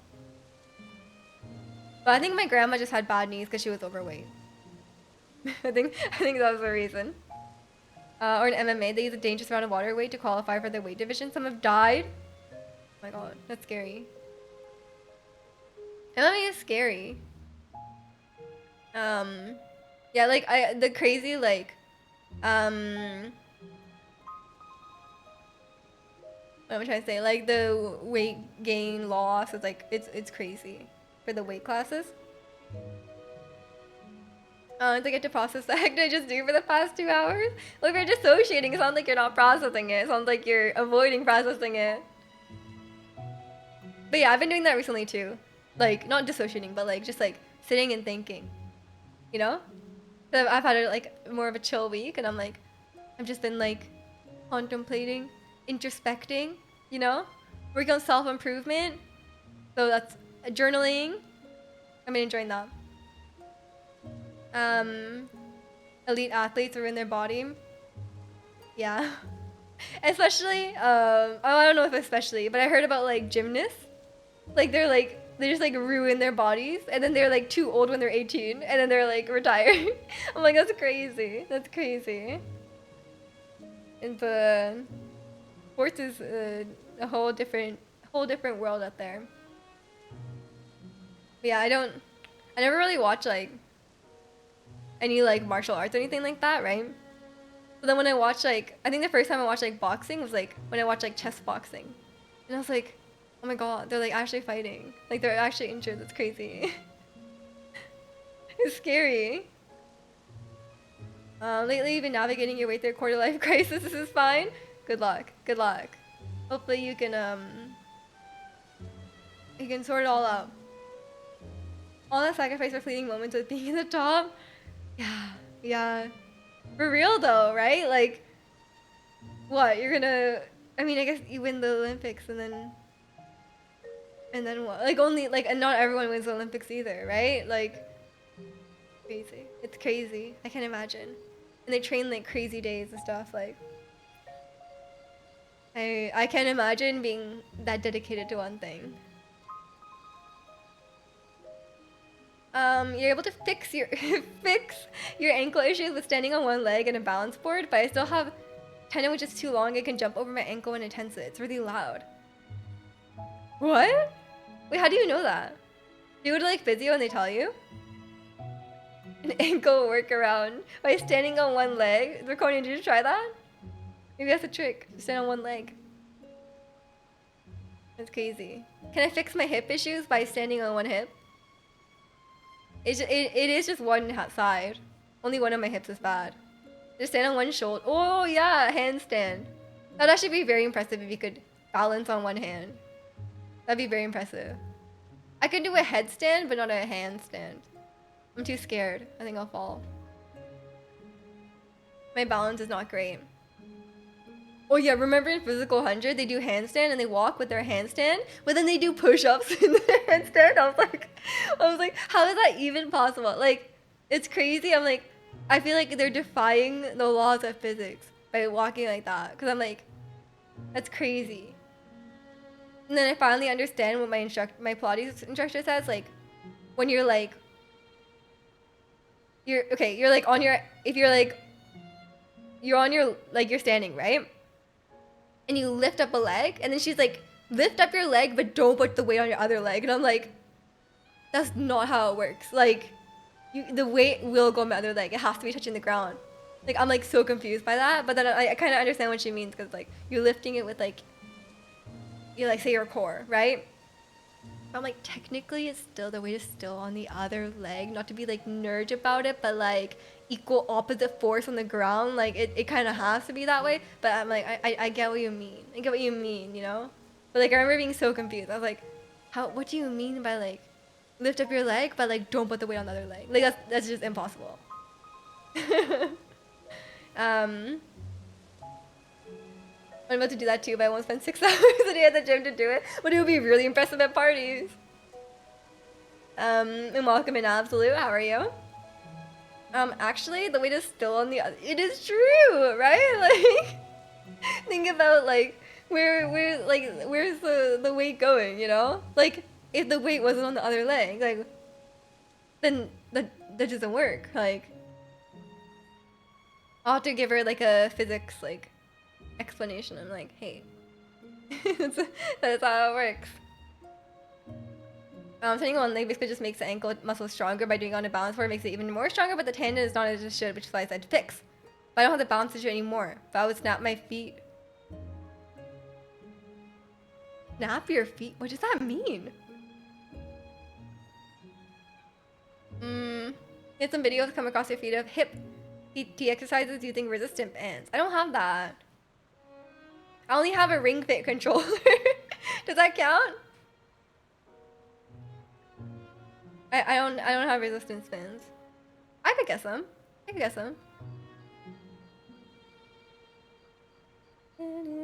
Or just pretend. There's resistance. I'm also doing one exercise sitting on one leg while holding a weight in a resistance band in the opposite hand. Oh yeah, that would. I mean, technically the weight is. I'm kidding. Technically, the weight is still on the other. Okay, I'll stop. Maybe there's a better word in English, but basically when you walk and your foot just rolls over. Oh yeah. It's like, what they call it? Rolling your ankle. That's what we call it. I see. Yeah, that's bad. No, that's painful. Using physics for exercise? No, we're just talking about like my Pilates instructor will be like, oh, like, lift up one of your legs and then like lift it with your core without shifting the weight to your other leg. But like technically the weight is still going through your other leg. You know what I mean? The balance of the resistance band is supposed to create instability, so to constantly engage your core to compensate. I swear, like every exercise, I'm like, my instructor's like, use your core. I'm like, oh my god, we're using a core all the time. Like I feel like she's like, we're doing like an arm workout, and she's like, use your core. I'm like, oh, but I'm using my arms. You're enjoying this just chatting stream? I'm glad. I'm enjoying it too. They mean the stress of the leg. Yeah, I know. But I'm just like, in my head, I'm like such a nerd about it. I'm like, well, technically. I don't actually say it though, but I do know what she means now. Like, you don't like lean on that leg. Like it's your center of mass is still like in the middle. I do understand. And welcome in Pancake, how are you? I just can't help and be like, well, that's not even possible. Like, okay, the weight has to be on. You know what I mean? But I didn't say that. I didn't say that because it's a bit, there's no point. Oh, by the way, speaking of like people doing like random arguments, so this just reminded me. I was browsing my favorite subreddit before stream today. Am I the a-hole subreddit, right? And I found the funniest one. I was just dying reading it. Okay, so this guy was like, well, he's been having an argument with his partner. And the argument is about, so they like to watch the Friends, right? You know Friends? And then in the opening theme, you know, it's like, no one told you life was gonna be this way, when they clap 4 times, right? And he always claps along, and he likes to do the 4 claps, right, at that point. And his partner hates it. She's like, stop doing that. Like, it's cheesy, like, don't do it. And then he's like, well, I want to clap. And then apparently they were like having this like huge disagreement about like clapping at the Friends theme song, right? And then I was like reading the comments, and it's like crazy in there. Like everyone's like, yeah, you're being really rude. Like, how, like if she doesn't like you, should stop. And some people are like, well, it's just clapping. Like it lasts like 2 seconds. Like why shouldn't he be able to clap? And they're like, well, if it bothers her, he should stop. And then like it was like so much discussion. But then when you like sit back, you're like, it just seems like a non-issue. Like I was like, it's such a ridiculous argument. I'm like, oh my gosh, like what am I reading? Like why is it? And people are like very seriously discussing it, and it just like it was just bizarre, honestly. And no, I was like, just let him clap. I think a lot of people were like, maybe the way he like handled the situation was bad. I can't really remember, but like in reality, like what's like it's not that deep. Like it's not that deep. Like maybe she doesn't like it, right? Maybe she doesn't. Sure, maybe it bothers her. She thinks it's stupid, right? She thinks it's stupid. She thinks it's cheesy. But like, who cares? It lasts like, it's literally like 1, 2, 3, 4. It lasts. That's how quick it is. Like just if she's like, she can roll her eyes at it and then they can just continue watching, right? Like, what's the issue? And then like, and then some people were like, well, you know, like, if it's such a like, you know, like she's if it annoys her, you should just stop because like, you know, like if it's like, why would you want something that would bother your partner? And I'm like, but it's just clapping. Like I don't know. And then like people were getting like really deep. They're like, oh my god, like she probably has like sensory issues. And like nowhere did he say that she has sensory issues. Like they're like, oh, like she might have sensory issues. They're like misophonia about clapping.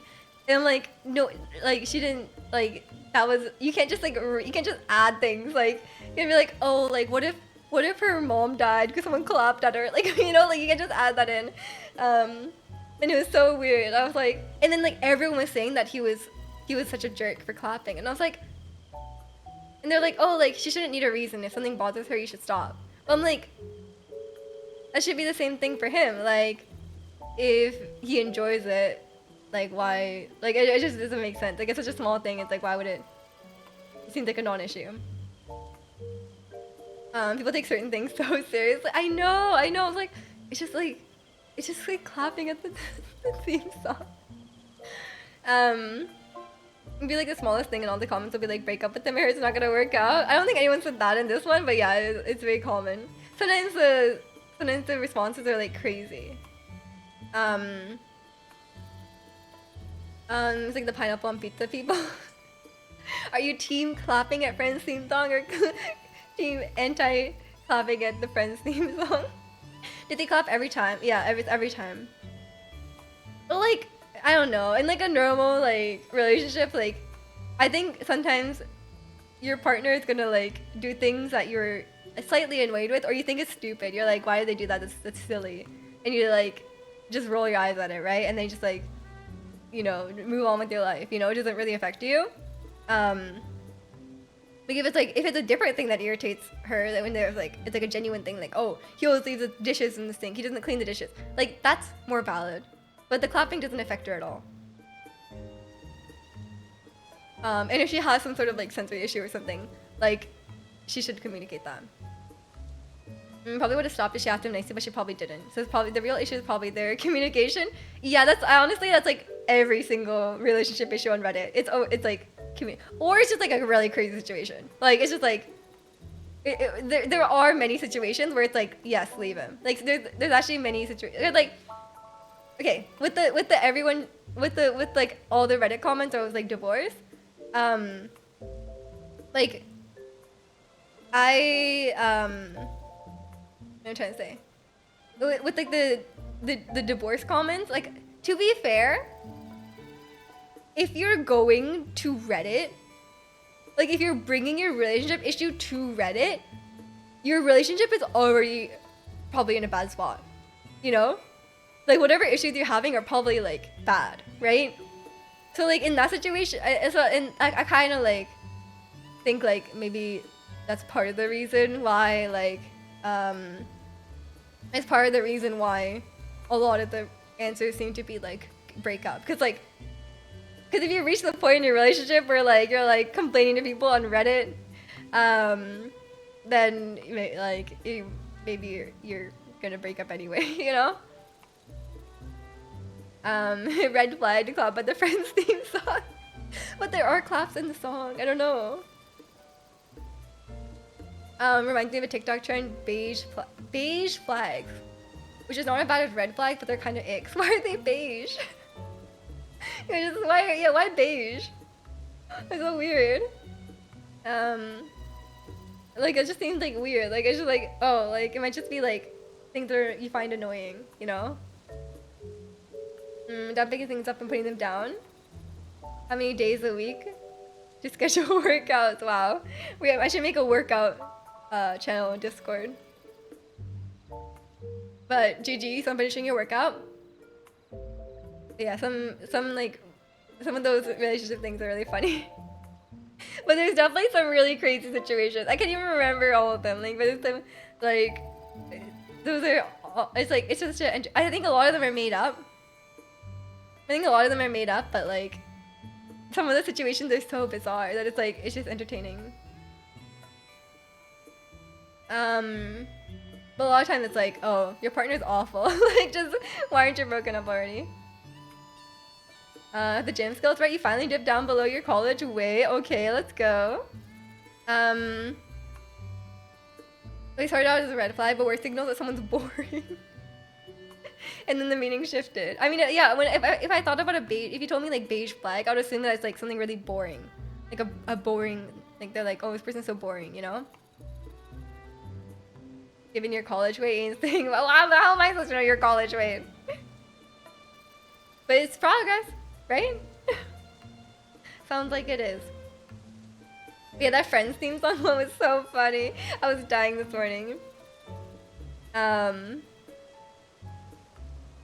Like the top comment is like, why do you enjoy purposely irritating your wife? But like, why is everyone saying that? He's in the wrong. Like I don't think I agree with that. But maybe he responded badly. Like maybe he is like being petty now or something like that. But it just doesn't seem like that big of a deal. What else is the top one?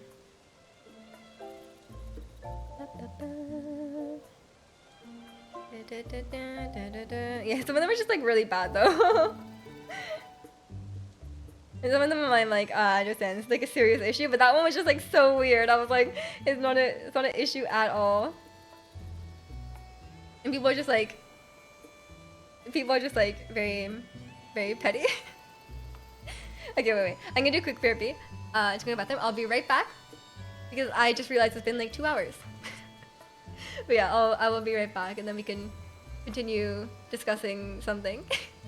Hear me.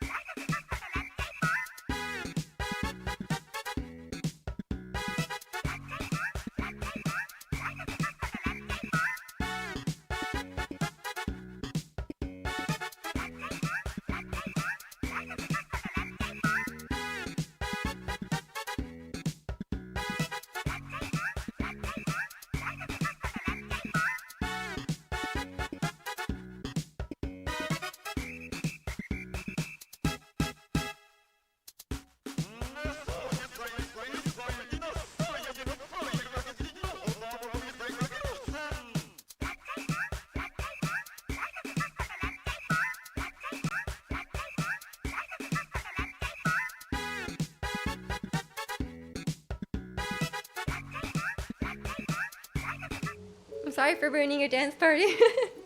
I'm back. I'm back. I literally have the Friends theme song stuck in my head now.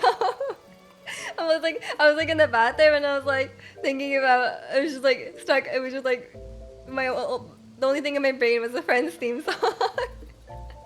I did not clap though. I will say I didn't. I didn't clap. I should have. I should have. Maybe that's the only way to listen to him. I've never even watched Friends too. I never. I think I tried watching it, but I didn't get into it. Maybe I should give it another chance. But I was just like, it was just not that appealing to me. But I know it's a great show. I know it's a great show. It's very beloved, but I never really got into it. I grew up. I watched How I Met Your Mother growing up, and I really liked that one. But I know Friends is like the kind of like the inspiration for that. But like, I just never really got into it. You watched it like 4 or 5 times? Well, then it must be good. I'm sure. Oh, like that many episodes. I think I meant the whole show 4 to 5 times. Okay, never mind then. That's not very much. I think there's a lot of seasons of it. But yeah, I was like, yeah, but the theme song I'm still aware of. But How I Met Your Mother is good. I've recently been recommended like random videos about How I Met Your Mother, and I was like, I haven't thought about it in so long. I don't know how well it's aged though, because I watched it like maybe like 10 years ago, maybe probably more than that, and I don't know how well it has aged. Because I remember what Barney was like at the start, and I'm like, I don't know. How I Met Your Mother references Friends. I think why would they meet up at the group? Why would you meet up at a coffee house rather than a bar? True.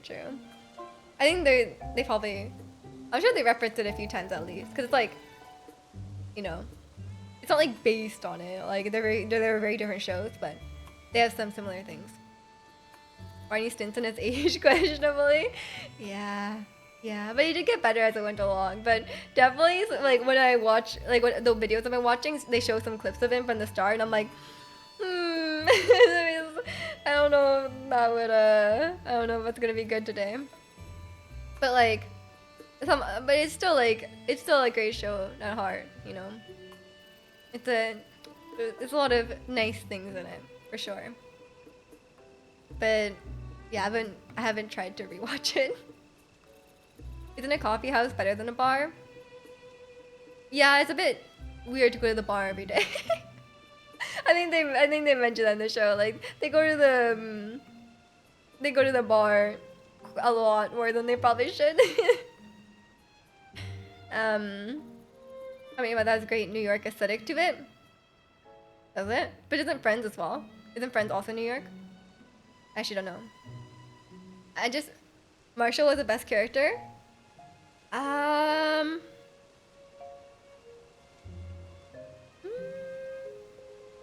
Maybe? I don't know. I don't know who I would consider the best character. It's been a while. Maybe, yeah. I can see that. I think they all have their moments. It probably depends on the season. Cause like Marshall near the end wasn't that great. I do like Robin. That's a good point. National treasure, Robin Sparkles. Is there coffee at the bar? Probably. Bars probably have coffee, right? Surely. I don't know. Let's Go to the Mall is a banger. Yeah, it's actually a really good song. I think like growing up, I think I preferred How I Met Your Mother, because it's just like, it's so over the top, right? Like it's not like Friends is like a realistic show, right? Like everything that happens is realistic, or not like mostly, right? And then like, but Friends is like really over the top. They have like musical numbers, like that musical number they have about the suits and stuff. That's great as well. Like stuff like that. It's like so silly. And there's a lot of different like concepts they can do with it. I think I prefer stuff like that. Like I like that, and I like Community. I like Brooklyn Nine-Nine. I think I prefer like a bit more,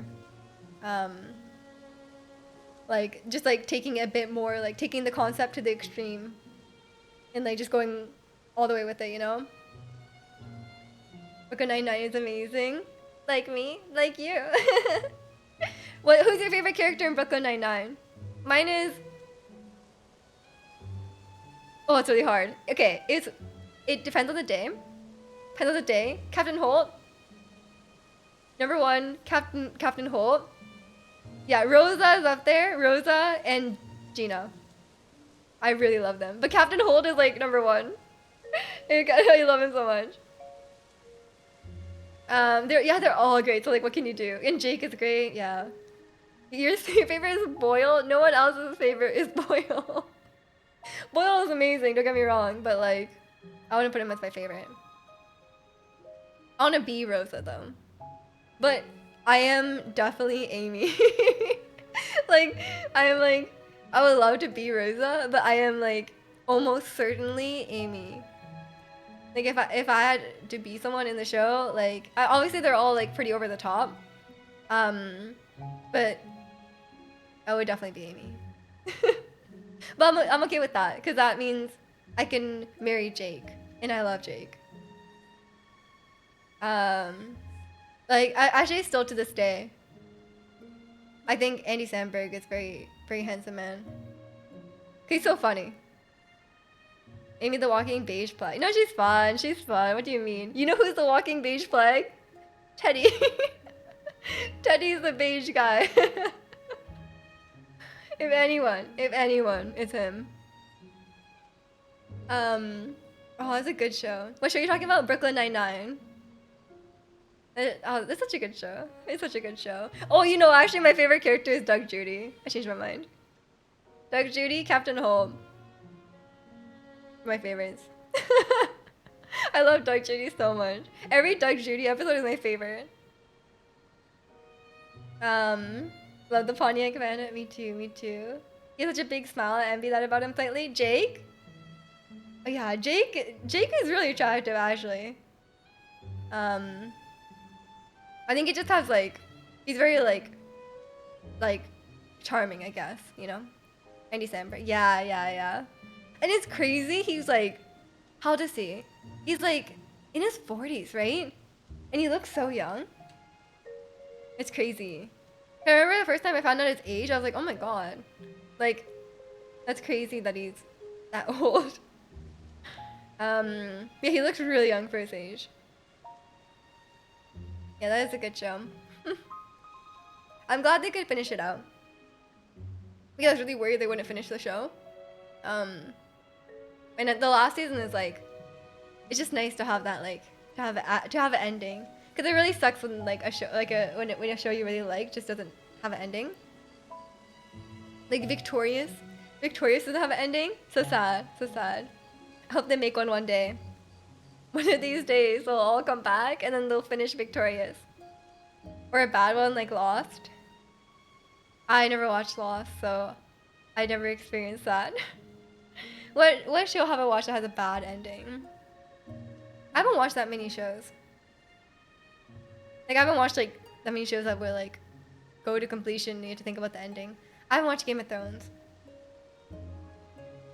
I can't think of one. What about Zoe 101? I never watched Zoe 101, I'm sorry. I love Victorious though. Big fan of Zoe 101. I was more of a Wizards of Waverly Place. I watched iCarly, but that was probably later. I was probably watching Wizards of Waverly Place because I was so obsessed with that show. I watched it like non-stop.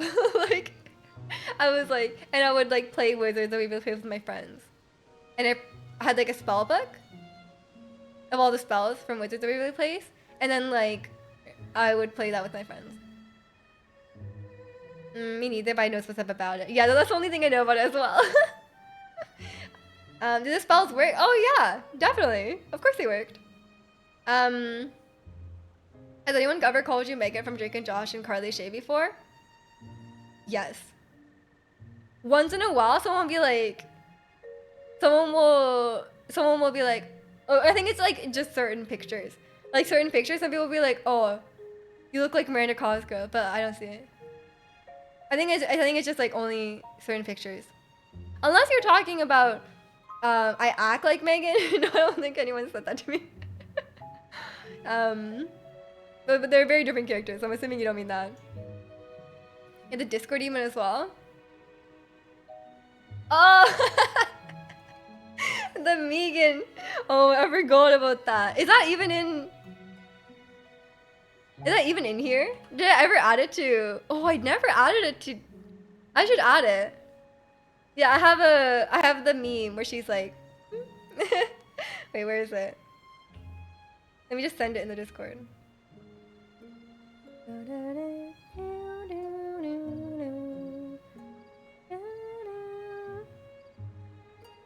Where is it? Here. Just a warning. I have light mode Discord. Please don't be alarmed. Focus. Focus. You can't see it well. Look in the Discord. Join the Discord and look at the Discord. It's bright. It's blinding. You have sarcasm moments sometimes. That's true, but so does everyone. I never watched Drake and Josh, so I don't know. I think Megan was like especially bad, no? And like Carly Shay is very different. She's very. I mean, she's obviously like. She had their moments, but like, I don't think she's the same character. I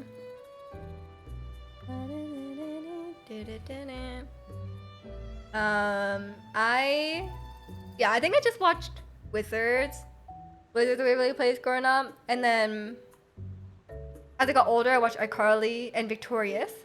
I loved iCarly. iCarly is a great show, and Victorious is my favorite. I love it. Victorious is one of my favorite shows, like to this day.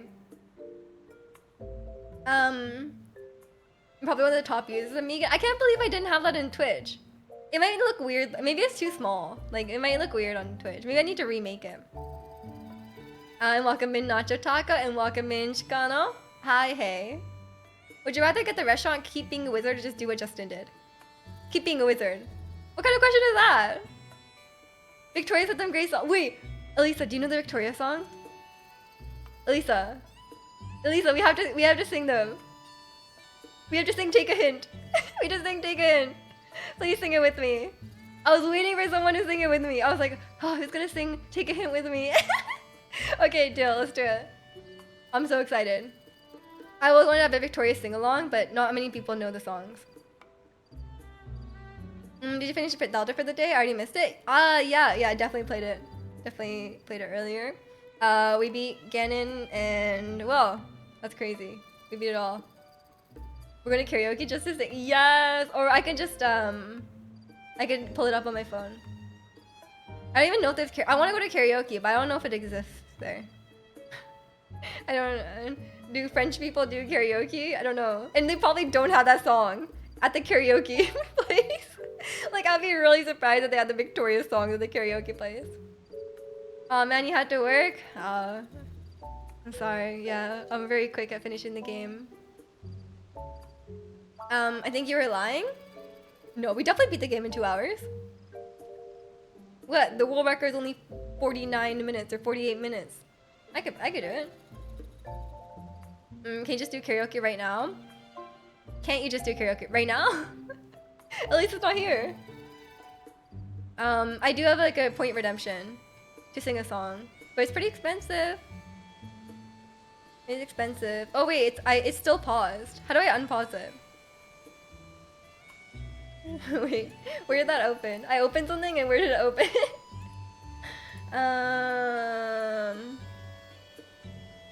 Let me find it. Here we go. It's here. And Jack, thank you so much for the 3 months to Elisa. I appreciate it. Did you hear? Elisa's a professional tour guide. She's been practicing giving people tours. So we're gonna get the best experience. Something tells me you're lying? Definitely not. Definitely not. Wait, really? Yeah. She's showing someone around today. Yeah. We're gonna have a professional experience. I can't wait to hear all the it's called lore. It's not lore. History of everything.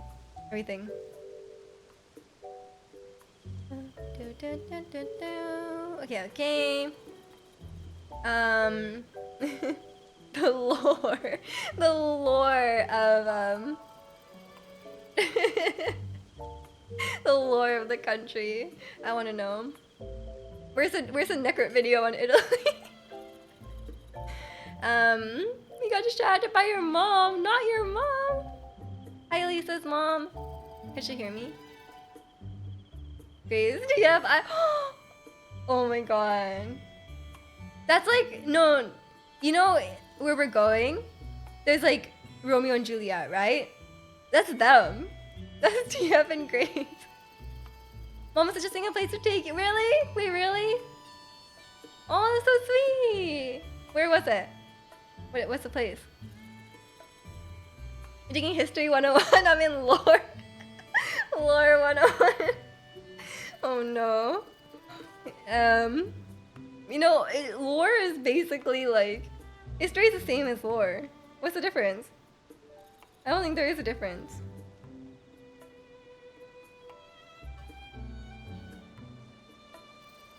The place is called Sirmione. What do you do there? Is that how you pronounce it? Sirmione, or is it Sirmione? Oh, that sounds more right. Sounds more right to me. I'm gonna extrapolate. Because other places that end with the E, you pronounce it like that. You know? Lore is fiction? Yeah, I guess so. But would you say like mythology is lore, right? Because it's fiction. I mean, sorry, it's definitely real. Did history even happen? Because a lot of places have different history than other places. You know, you don't know. I mean, I guess history is like what's proven. I'm sorry, I didn't take like history classes. I've never taken a history class in my life. I don't know what happened more than 10 years ago. I don't even know what happened like today, so. Sirmione. I think that's correct. I think it's correct. I have to bet. Is it like Hermione? No. You never learn history from where I was from. You never learned it? I mean, Canadian history is super boring. US lore is at least more interesting. But all my US lore I know from Hamilton. So it actually is lore, because Hamilton's wildly inaccurate. But I know all the founding fathers now from Hamilton. And I know, I can recite George Washington's farewell address. And I can, what else can I do? I know about the American Revolution, you know? What else? No, that's about it. That's all I got. You said it perfectly? Wow. Mijues Luomo. Wow, you're more American than me? Want to switch countries? Nah. I'm okay. I'm gonna be a lore teacher and just show my students Hamilton and they can play on your phone. I'll be down. You be my favorite teacher. She knows more about America than most Americans. Let's go. I can name almost every state. I know that they wanted to make the capital of America New York. But then Hamilton was like, you know what, Virginia?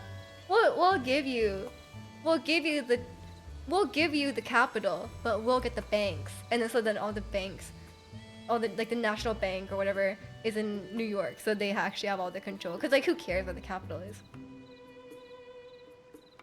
The Hamilton phase. I'm still in the Hamilton phase. I can. Never mind.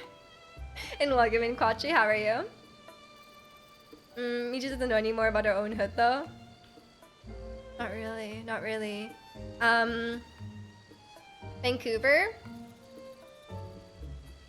Vancouver was discovered by a guy named George Vancouver, but he probably didn't actually discover it, so I only know like the bad parts. I only know the bad parts, which are kind of dark to say here. But I know that Oh, the Alaskan dispute. We did fight with America about who gets Alaska, but America has Alaska, which doesn't make sense because it's like, you know, in the that part, you know. Um, but honestly, a lot of history doesn't really include where I'm from. Like Canadian history is like doesn't really include British Columbia because like it was like later, so like I don't think it really worked out because like everything was happening on the East Coast when they were like figuring stuff out. We have Chester hot fries. I don't know what that is, so I'm not interested. How am I? I'm doing good. How are you, Kwachi? We're in the what in the world is happening phase. Yeah, that's a good phase. Never understood. Never understood what? George Vancouver. That surely his name is George Vancouver. Maybe I just accidentally took it from George Washington. History of Vancouver. But there's no way that random white guy like discovered it. But yeah, the first non-indigenous settlement. Yeah. What is the history of Vancouver? The man take. Oh, it said he takes his name from George Vancouver. And he gave various places British names. What a guy! What? He explored the inner harbor of Burrard Inlet, which is like the river that goes through here, in 1792, and gave various places British names, even though the First Nations people probably already lived here. He gave them the British names. Wonderful, wonderful. So basically, colonization. You got Final Fantasy 16 for PS5. Let's go, let's go. I hope you enjoy it. You're doing good. That's good to hear. He's a British guy that went to Columbia once, and he was like, British Columbia? Probably. That sounds about right. He probably did that. That's all I know. That's all I got. And then they built. Oh yeah, we have a Canadian Pacific Railway, which is the railway that goes all the way across Canada, and it was probably built pretty unethically. But other than that, I don't know. If you could guess where my name comes from. Actually, speaking of Vancouver, one of the Olympic mascots for the Vancouver Olympics was called Kwachi. Perhaps it could come from there. That one was cute. I can't remember their name, everyone's name, but that's definitely one of them. Yeah, you got it. Whoa, let's go! That's the only thing I know it from. Wow, I'm so patriotic. I remembered the Olympics. Sasquatchy. Don't remind me of the Sasquatch guy, my mom's friends. Oh my god. My mom was telling me about her friend, and her friend's husband hunts for Bigfoot. And he started a Bigfoot hunting company, and he like put so much money into hunting Bigfoot. Oh my gosh. Don't remind me.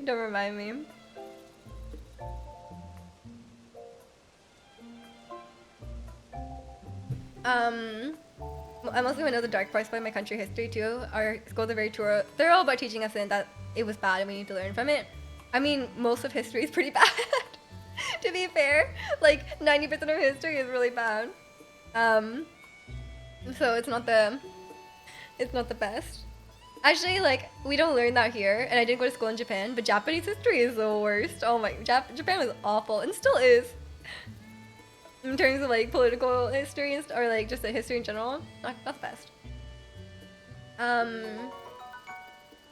Her friend's husbando is a firm believer of the Yeti. For real. Did he find Bigfoot though? He was dedicated. He has not found it yet, but he goes down to America every weekend to look for it. So it's only a matter of time. What's your favorite game? I have two favorite games. One is Breath of the Wild, and the other one is Undertale. What if Bigfoot actually has little feet? That would just kill the lore. Not the lore! All the theorists will be wrong. And it'd be so embarrassing. And welcome in, Navri. Your French, so your English isn't the best? Oh, no worries. Just try your best. We love French here. Don't blame it on America. Bigfoot definitely in BC. Okay. Well, he's going to America, so maybe he has some leads. Maybe Bigfoot has like that Nexus pass, so he can go back and forth whenever he wants. I don't know. I'm about to get some stilts and head to the woods. You're gonna be like chased down by that guy. Like someone's gonna like capture you in a net or something like that. What kind of noises did Bigfoot make? Probably like some roaring noises, some grumbling noises. Maybe he goes like, I don't know. Off topic, but did you know there's doomsday preppers? Oh yeah, of course. And they think the world will end, right? They're like, oh, the world is definitely gonna end. Yeah, and they have like bunkers. Like they just like build bunkers in their house.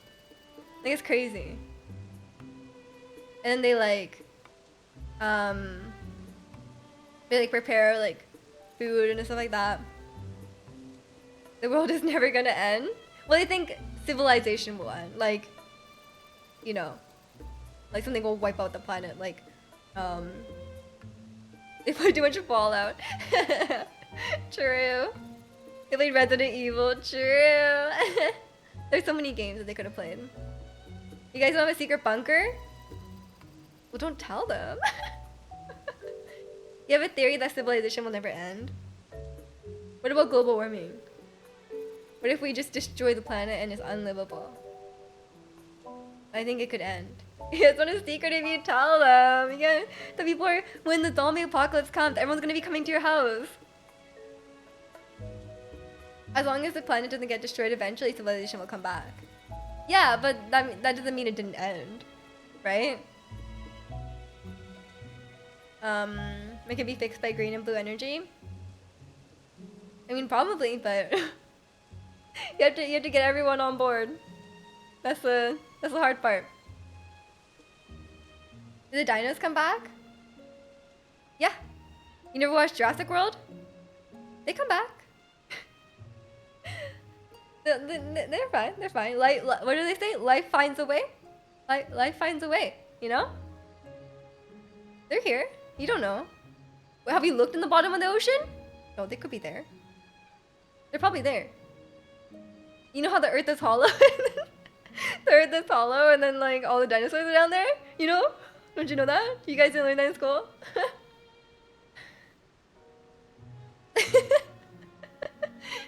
I'm gonna be running from a T-Rex.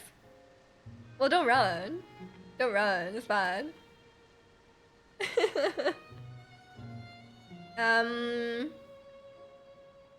But everyone has to be on board. Only the people who care about the world that much can save it. Well, if it's that easy, then hopefully we can do it. I believe. Or we could all just like find a new planet. You know? You shouldn't just run. You should just give up. I don't know the best way to avoid a T-Rex. I don't know if that's like what do they do in the movie? They like have like a torch and then they throw it, right? And then it chases the light instead. And welcome in, Ricky. How are you? I don't know. I feel like that'd be very scary. I only know how to deal with the bear. They teach us in school about how to handle bears, but I don't know about the rest of them. It doesn't really work on a grizzly bear either. Doing pretty good. I'm doing good too. Thanks for asking. Stay still and they can't see you. And just like Drax. Did you handle bears differently depending on the type? Yeah. So you learn how to handle black bears. How do you fight a bear? You go for the eyes. You go for the eyes and you go for whatever weapon or something you have on hand. They sell like bear spray here, so you can like spray the bear. I guess you could do that. A lot of people carry it when they're hiking. With the brown bear, you just pray. Yeah, pretty much. I think maybe you could like play dead. But I can't. I'm not 100% sure. For black bears, they probably don't want to attack you. So you actually, what you're supposed to do is either make yourself really big and like scare it off. If you're like If you're loud, they won't come to you. They'll avoid you, right? As much as you can. But if there's one like right in front of you, you should back away slowly. Back away slowly and look at its feet. Because if you look at it in the eyes, it will be threatened. So you should look at its feet to make sure it's not like coming at you. And then you should just back away and try to leave. I don't think it will. They're not super aggressive. New planet could work out from phase 1, but then it could terraform. If you could terraform Mars, you can fix Earth back to a good place. The long back and forth travel. It is pretty far. It is pretty far. Heard about putting your arms up to look bigger for them? Yeah, I think it's a thing as well. You think Miju is 7'4", she can stare away any bear? Yeah, the nice thing about being 7 feet tall. I could just pick up the bear and throw it. The most I'm scared of is polar bears. Oh yeah, polar bears are like really, really scary, but I think most people won't have to worry about running into them. I don't think there's polar bears anywhere near me, so I think we're fine. But aren't they like super, super aggressive?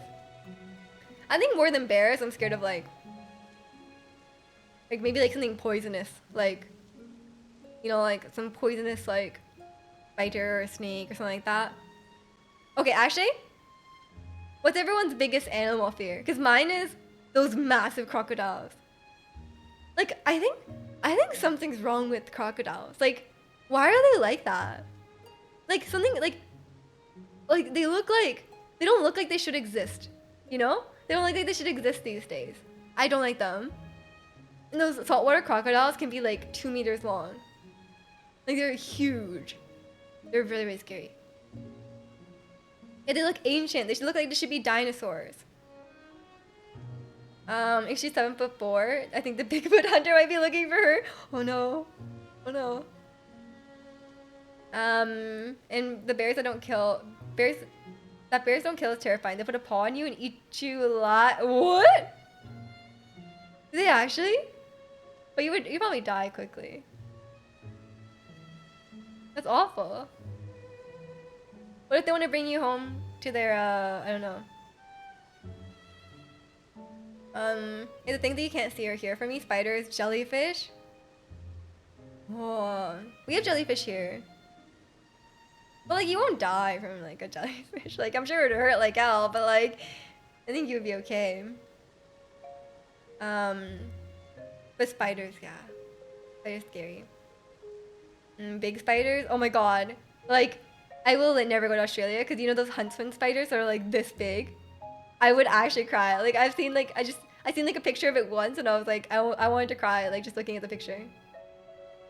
And what do you mean by animal fear? Like if you're in a room with the one animal, what's the one you'd be most scared of compared to the rest? Yeah, yeah. Mine is definitely crocodiles. Not a fan.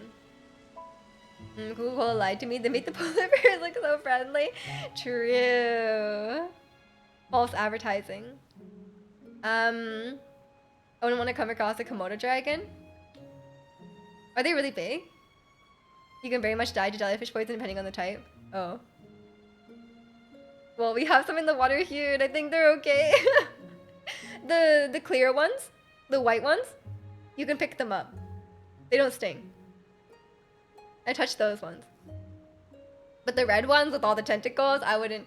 I go like paddleboarding and then you look down and there's like a huge jellyfish. You're like, okay, I'm gonna keep going. It's so scary. I hate the ocean. Every time I had to go paddleboarding, I was like suffering. I was like, no, there's jellyfish. The Australian ones are I know. I don't think I could go to Australia. There's so many awful things. SpongeBob bubble jellyfish? What does that mean? You're supposed to be a bear? What kind of bear? There's many kinds. Mine is specifically saltwater crocodile. There's a place, well, I've been going back to Running Man. On Running Man, one of their punishments was like, there's this place, I think it's called like the Cage of Death or something like that, like in Australia?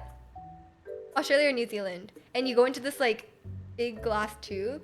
And then there's like a huge glass tube. And then there's like saltwater crocodiles swimming around you and they like bite on the cage and stuff. Oh, that sounds terrifying.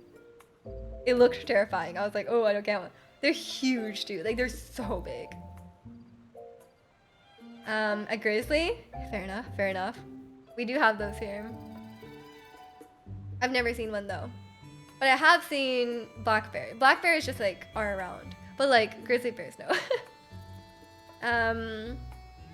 Wanna know what spiders are the worst though? Because the male go roaming around when they're looking for a female and they do it at night. If they're too far away from the home, then they'll just hide in any dark space like your shoes. Ah! That's so gross. The fastest one died from it was like a bit over an hour after being bitten. Yeah, I just, that's in Australia, right? I will not go to Australia. I'm okay. I'll just stay away from there. I live very far from Australia, so I don't think it'll be an issue. You play Genshin? I do play Genshin. Centipede? Oh, centipedes are so gross too. I hate anything with that many legs. So gross. Even like seeing them in like games and stuff is like really disgusting to me. Not a fan of centipedes. Yeah. I'm not a big fan of bugs in general, honestly. These days, I don't even like butterflies. Like, why do I hate butterflies? Cause like, we used to go to like museums. There's like I remember going on a school trip. And we were in Seattle, and there's like a place where like, I think it's like a museum or something, and there's like butterflies flying around, right? And then my friend is so scared of them that she couldn't go in. I was like, they're just butterflies. But now I'm actually scared of butterflies. I don't know what's wrong with me. How many legs do you think centipedes have? Give me a range. I'm gonna guess it's not 100. I'm gonna say 200. You like beetles, just goofy little guys? I don't know about that. Zoomed in butterflies, look scary. Yeah, and like sometimes their wings are so big. They're like, you know, like the sound that their wings make. I don't like the sound of wing, like, I don't like the sound of like bug wings flapping. The sea wasp box jellyfish is the most deadly jellyfish. Since 1954, 5,000 been death. The 15 tentacles, which may extend 10 feet in length. Where is this on Australia? I mean its meaning is 100 probably. It's like 70 to 300.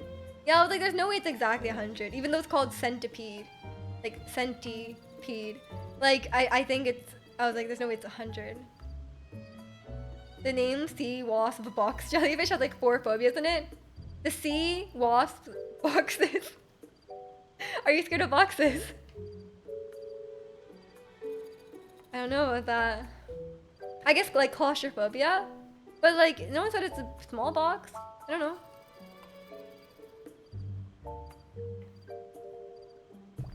You'd be scared if you're trapped in a box? I wouldn't. A cardboard box? I'd be okay. I wouldn't be happy about it. Found in coastal waters from northern Australia. I knew it.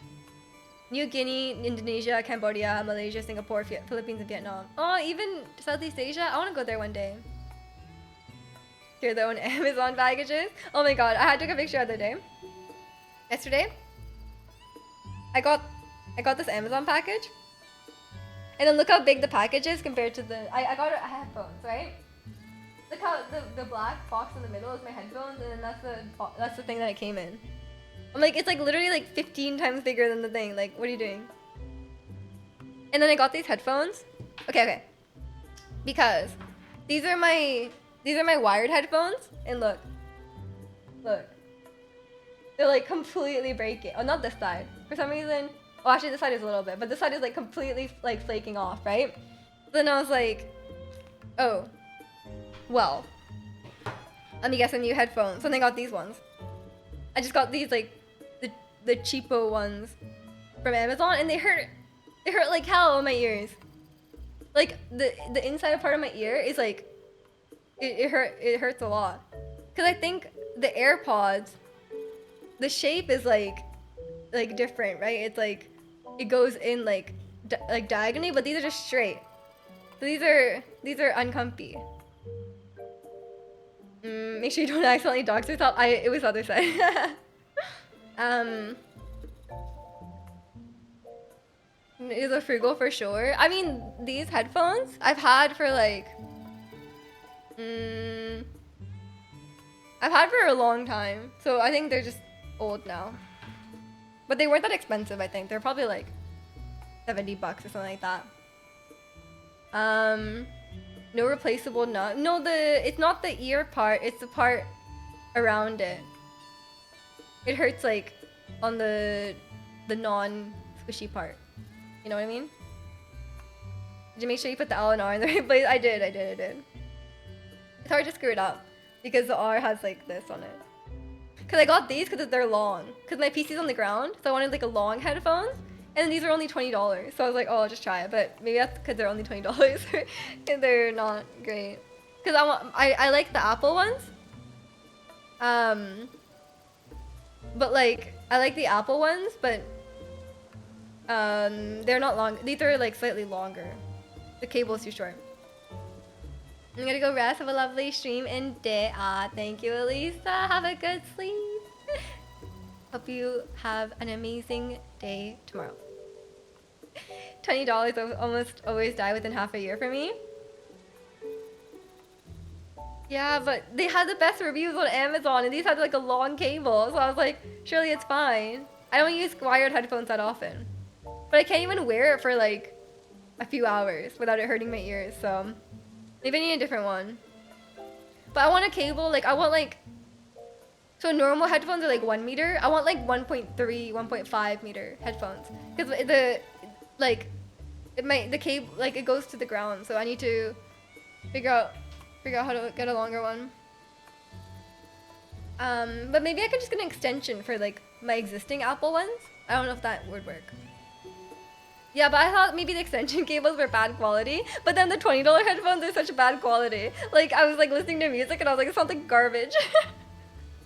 But it's okay just for like calls and stuff. They're not Bluetooth. Like these are Bluetooth, but the problem is that they die, right? The battery only lasts like 3-4 hours. So I want some wired ones for situations where I don't want them to die.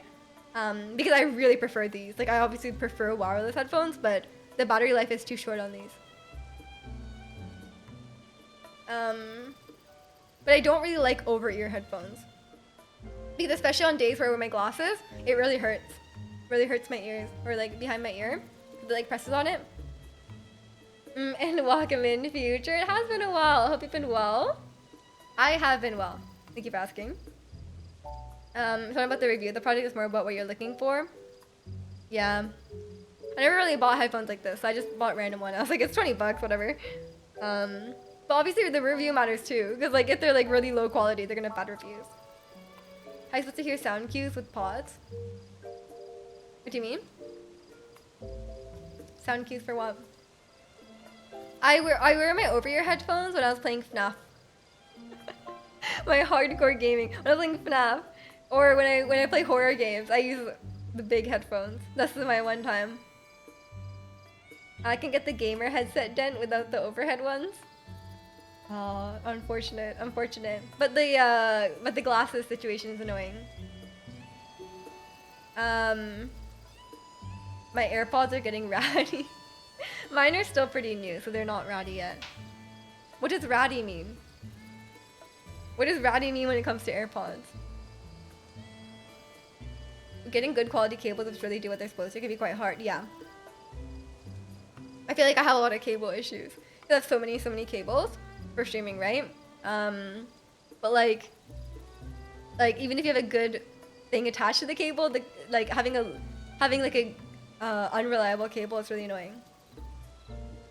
But the Amazon basic phones aren't that bad. If you're getting like HDMI cables and stuff.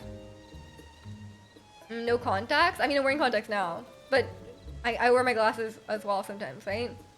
So I don't like to wear my over-ear headphones when I wear my glasses. You know that surround sound to hear footsteps? Yeah.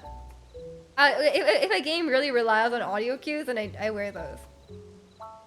Or hit confirms in Street Fighter. When you start your fighting game,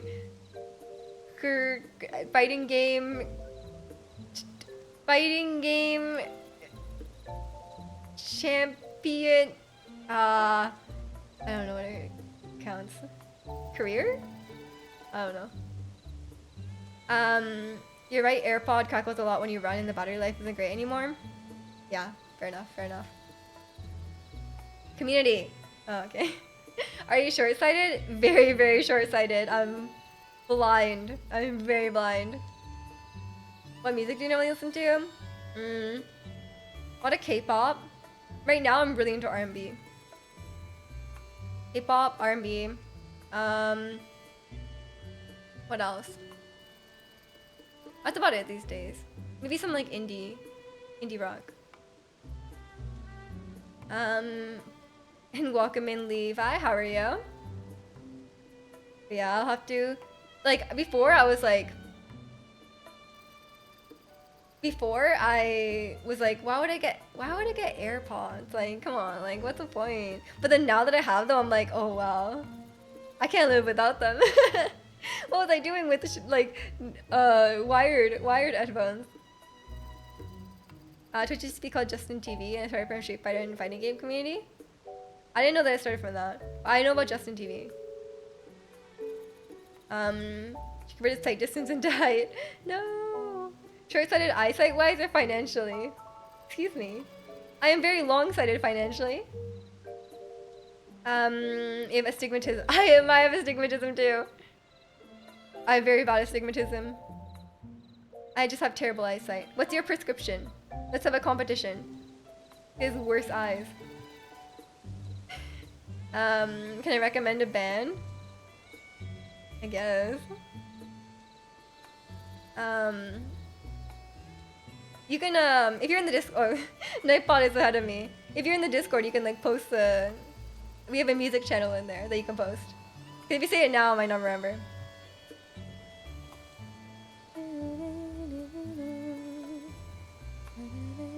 I'm just counting down the days so I can get LASIK. I think I need like another, I think my next eye appointment is this year. I can't remember last year. I think my eyesight did not get worse last year.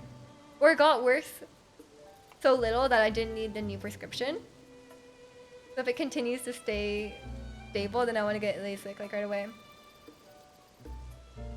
I guess I need to use my vacation days to get LASIK. Last time you checked, you had negative 1.5 in both eyes. That's not bad at all. You can still see pretty well.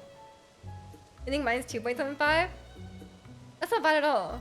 I mean, it's okay. It's getting there. It's getting there. You have 4.75 and 5.25. Oh, we're almost the same. I have 5 and 5.25. We're almost equally bad. -9. Okay, you win. You win. Welcome inside. Hi. -9 is. I actually had a friend who had -9. I put on her glasses and I was like, oh my god. I was like, what am I looking at? That can happen. That can happen. I haven't gotten that bad.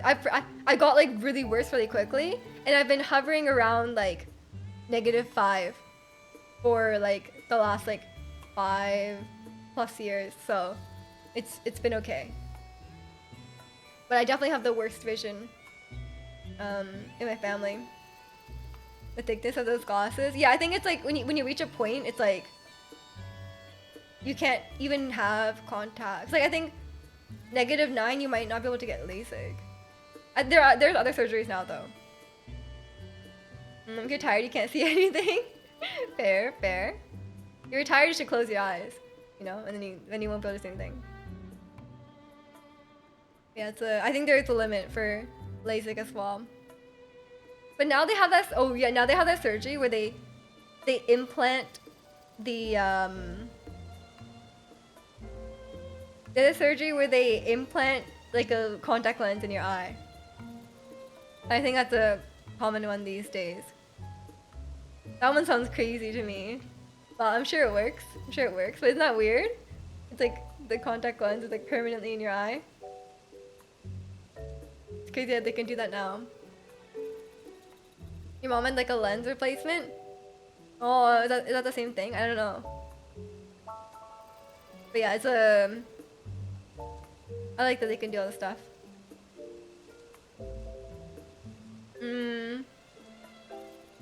If you're laying there sick, does your eyesight get corrected? What? What do you mean? What if your eyesight gets worse and the contact lenses are still in your eyes? They won't do it. They don't want to do the surgery until your eyesight is stable.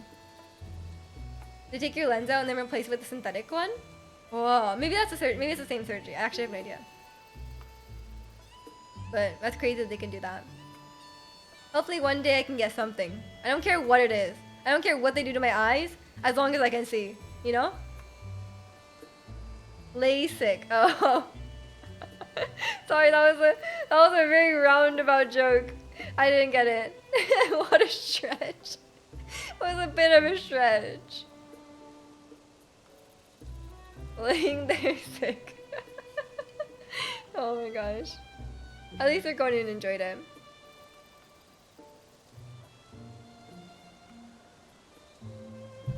Oh yeah. That is very much a stretch.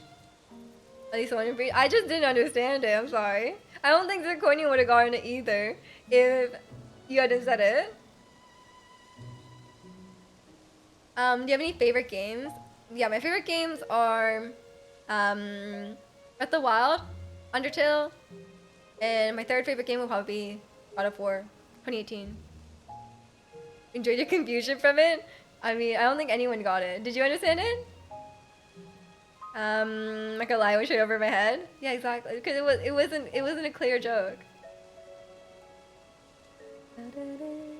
You didn't get it. What a liar. What a liar.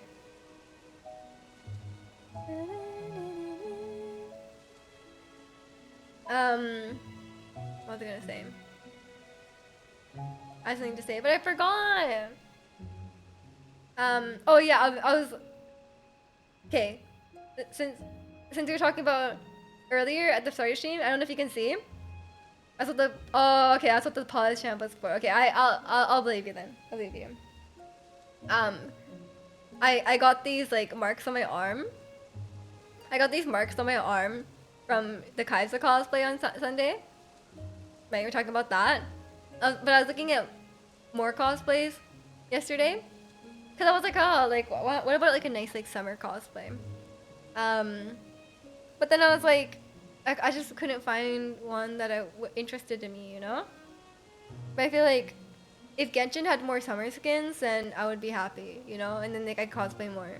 Cause right now there's not really a Genshin character I really want to. But I was watching this video. I think some water park had like a Genshin event, like a Genshin cosplay event, and then there was like, remember I did that Barbara cosplay, the Barbara summer skin cosplay? There was like 50 of them, like 50 Barbaras. It was crazy. I was like, oh my god, there's so many Barbaras all in one place. And then they all like did like a dance. I was like, whoa. It's like bizarre to see. When you got your glasses, you were really insecure about wearing them. Yeah, me too, me too. But I was probably like 8 years old. So that's I don't know what I was thinking back then, but now I don't care. And not the guns. I know. Can you see the line? You could see it really well earlier. I don't know if you can see it now. There's one. This is the line here. Maybe you can't. Maybe the lighting is not good now. See 200 barb for real. Everyone was joking about that. They're like, oh my god, that looks like the amount of barbers I've pulled. You're 13, so I don't remember exactly. Yeah, yeah. I feel like you just think different. Like, you just care more about that stuff. Oh, we're getting another blood moon. We're getting a blood moon. I just got one before stream. And I've just been... Link has been sitting in the same spot for like 3 hours. Does it really do a blood moon if I haven't loaded anything in the game? When the glow of the blood-stained moon shines upon the land. I love how everyone reacts. How did you guys hear that before me? I couldn't hear it. I'll let the cutscene play, and you guys can imagine it. Every 3 hours? Well, I thought it only happens when it like loads stuff, but maybe that's only for panic blood moons. Okay, wonderful. Let's switch locations actually. I want some Rito Village music instead. We've been listening to Hajino Town for like so long. Just being in the game, yeah, that makes sense. Cause I think when the panic blood moons happen when you like load too much, right? But I guess that was pretty much exactly 3 hours. Oh no, it was a bit under 3 hours. Because right before stream, when I was in the timer, that's when the last blood moon happened. It actually glitch where you can force blood moons. Really? That would have been really useful for. There's that blood moon shrine in Breath of the Wild. I don't know if there was one now. Did you ever take a photo of a real blood moon? No. I think I saw it though. There was one like pretty recently, right? Well, I don't know how recent, maybe like a few years ago, but I think I've seen it. It's cool. It's cool. But I get a lot of them in Tears of the Kingdom. You basically overload the FPS and the Switch hates you so much, Blood Moon. Oh, so you just induce like the panic Blood Moon. And is it consistent? That's crazy. Are Blood Moons actually a threat in this game? Remember if the wild did happen, you just ignore it? I mean, I don't think it's supposed to be a threat. I think it's just so the enemies come back. Yeah. You're like, oh great, I can farm palaces again or whatever you want to do. But it's a bit annoying if it happens like you just like killed some enemies and then they come back and you're like, oh man. Well. Thoughts about submarine? All submarines or that one submarine? I'm assuming you mean that one submarine. I don't have a lot of thoughts about it. I think it's the same thing everyone's saying. I went to a second of blood moon loop where the blood mooning every 2 minutes. That's funny. You should have recorded it. Luckily, bosses don't recover mid-fight. That is true. That is true. Tried to kill all 34 lineups before blood moon got bored.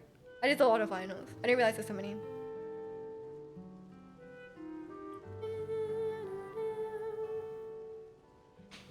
This is the nighttime Rita Village music. That's kind of a dark thing to say, Levi. Yeah, it's I don't know. Who's a blue-haired character sitting on the mic? It's Leon. Leon from Pokemon Sword and Shield. My favorite. We need to go back to Pokemon Sword and Shield eventually. I really want to watch my first playthrough. But I want to watch like the entire VOD. It's so long. I'll have to think about it. Maybe I'll just watch like certain parts of it. I'm sure I edited some of it down. There are more people to recognize it if you got a right hand one. I don't know about that. I think people would recognize like who's the most famous character. It's probably Leon. It's probably Leon. He's no like Ash Ketchum or anything like that, but he's pretty well known. Just your opinion? It's a bit morbid. They're still people after all. Yeah, it's very quiet now. Rito Village music is too quiet. Do you have to go closer to the village maybe? To go up? No, I'm already in there. Did not have a Larry one when we went to Tokyo this year? No, I didn't see a Larry one. I would have 100% bought it if there was. If I saw Larry merch, I would have bought it, but I didn't see any. Maybe they haven't made it. They didn't realize how popular he'd be, so they didn't make it yet. Your first Pokemon game was Pokemon White. Ooh. It was exciting. My first Pokemon game was Pokemon Sword. We just searching for a Gordy plush. They had one. When I went, they had all the trainers from Sword and Shield. They did have Gordy. Which I did not buy. But yeah, I think maybe, imagine like a Larry tie. You know, like a businessman Larry tie. That'd be great. You'd so rock Gordy. You could probably get one somewhere. There's the Pokemon Center website. You'd hang him up in your car. Do it, do it. You're the Pokemon Red. Let's go. I don't know which Pokemon is from which generation. I'm just congratulating everyone. I'm like, congrats, whichever game that is. Larry briefcase. Oh yeah, that'd be exciting too. It's not Sampo from Honkai Star Wars. Sorry, what? You mean Star Rail? You love forgettable characters? Gordy is not forgettable. Gordy is memorable for sure. Let me look it up. Honkai Star Wars. I would imagine like some Star Wars skins in Honkai. That'd be pretty epic. What am I looking up? Sampo. He doesn't look like that at all. Come on. Like, he has purple hair, but that's where the resemblance ends. Is Sampo. He's an attractive guy. Sampo. You can kind of see. Do you remember N from Gen 5? I have not played any old gens. I started on Gen 8. Think he's attractive? Oh boy. Is something wrong with him? Is he a villain? Listen. He just looks like an average anime guy. Not as attractive as Jingyeon. Nothing is wrong at all. He probably has a weird lore, doesn't he? If he's a playable character, he can't be that bad. Cause like, you know, Dotori is kinda hot.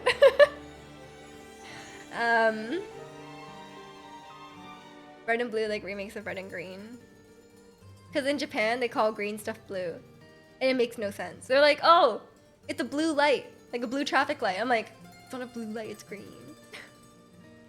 But they call it blue, and I don't know why. They need to anime Star Wars. Don't they have animated series? I guess it's not anime. The same thing.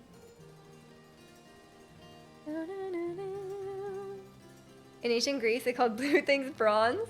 Oh, I don't know. Your favorite air freshener from Japan is squash scent. Squash? Apparently it's slime? I don't think it's a thing. I don't think it's a thing to call lime things squash. Doesn't sound right. Razor the favorite and Bennett is the second favorite. Let's go, let's go. Both great. My favorite is Kaya.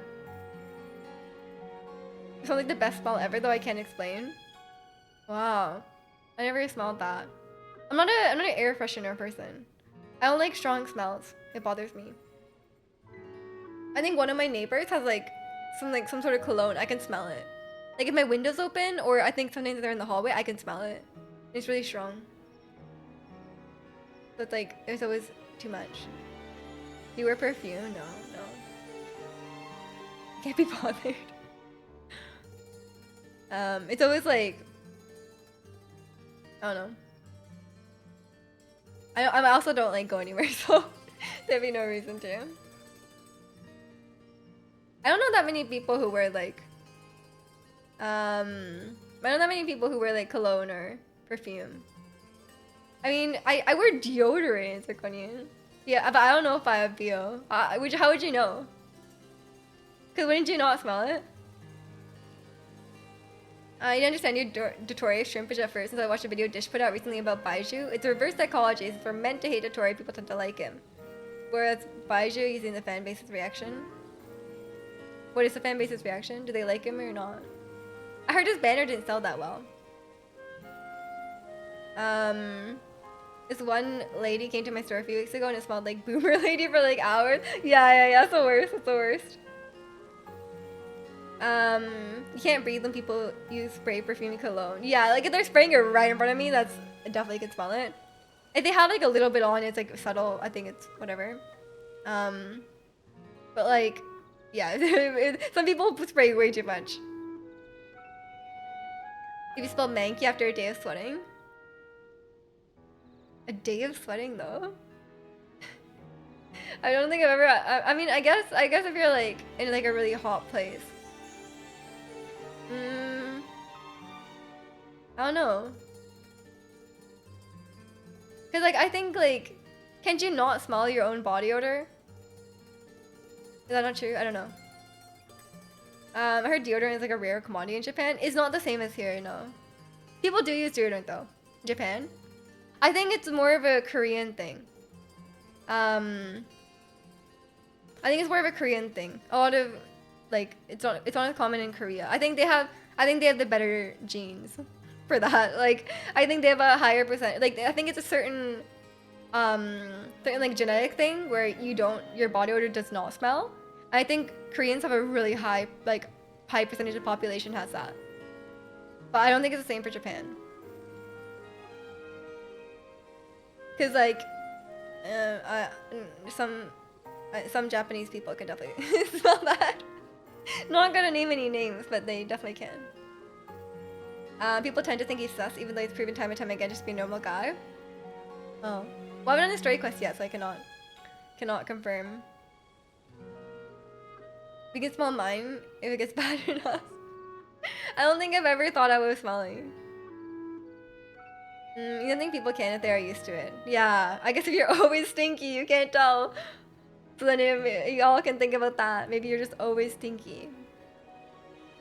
But maybe it's not as bad as here. I don't know. Because there's definitely like, at least here, there are some times where I go to my computer science class and it smells so bad in the room. So I don't know. Is one of your paranoias? Surely someone would have told you, right? Like hopefully someone will tell you. I don't know. Or maybe no one will say anything because it's like they don't want to insult you. But what can you do, you know? I think it's fine. We don't tell people things here. Oh. I think my mom would tell me if I was stinky. And she would tell me very directly. She'd be like, you smell bad. I'm just judging everyone else silent. I mean, that's the same here. Like, a stranger wouldn't tell you. Like, people really keep to themselves here. Which I like. It's a very, like... The Vancouver stereotypes is like... You like, run into someone and you're like, oh, we should hang out soon. And then you just never do. You know? And then, like... People are really flaky. And you'll like make plans and then they'll be like, ah, I'm sorry, something came up, I can't go anymore. But like they just don't want to. We do sim lore stinky? True, my sims were stinky a lot. It was a big issue when trying to date Tom Thompson. And Wakaminchi, have you ever lived in Japan? No, I've not. One thing I can't stand is bad breath. True. I mean, but sometimes it's like, I don't know. I guess I don't come into that often though, because another thing about Vancouver is that we stand very far apart. Like if I'm talking to someone, I stand very far from them, you know? So I usually can't smell someone's breath. But I guess, yeah, I mean, bad breath would not be nice. But sometimes people can't help it, you know? As long as they have good social hygiene, you know? I mean, not social hygiene, dental hygiene. Vancouver's just full of you. You'd fit in here then. Social distancing before it was even cool. I mean, social distancing is... Do you guys like it? I love it. I'm like, oh my god, no one like touches me, like, you know, like out in public. Everyone is like not even that they don't touch me, that they're like 6 feet away from it all the time, you know? I'm like, I love that. I don't want anyone near me. We love it too. We should have kept it. I mean, we still like kind of keep it, but like it's not like obviously as severe. Like you can still like line up normally now. Like you don't just sit like 6 feet apart in line or whatever. But I think in general when people are talking, it's like people just you're not like super close. And masks. I think masks are more normal now. Which is really nice, because I remember before I would like commute on the bus to like the school, and there'd be people like coughing and sneezing and stuff, and like just like all like everywhere. Now like those people would probably wear masks. Definitely finger guns. Finger guns are great. During COVID, there was a joke about how Finland looks forward to the abolishing of the meter. Having to stand 1 meter apart at all times, so they no longer have to stand close to each other anymore. Wait, 1 meter is kind of close. Isn't 1 meter kind of close? I think I would stand farther than that. But it depends who I was talking to. Like my friends. I don't mind being closer than that to my friends. But like to a stranger, 2 meter. 2 meter. I think 1 meter is too... Like 1 meter is like this, no? Like you're like touching them. That's crazy. Not like that at all. Maybe like 3 feet. Yeah, it's close. I think it's too close. I think social distancing was 2 meters, no? Oh, I think so, right? I think it's a bit too close. I think it was like, we said like 6 feet, roughly 2 meters. But 1.5, yeah, 6 feet. It's not quite 2 meters, but I don't think you're gonna be that granular about it when you're just standing around. I think that's a good distance.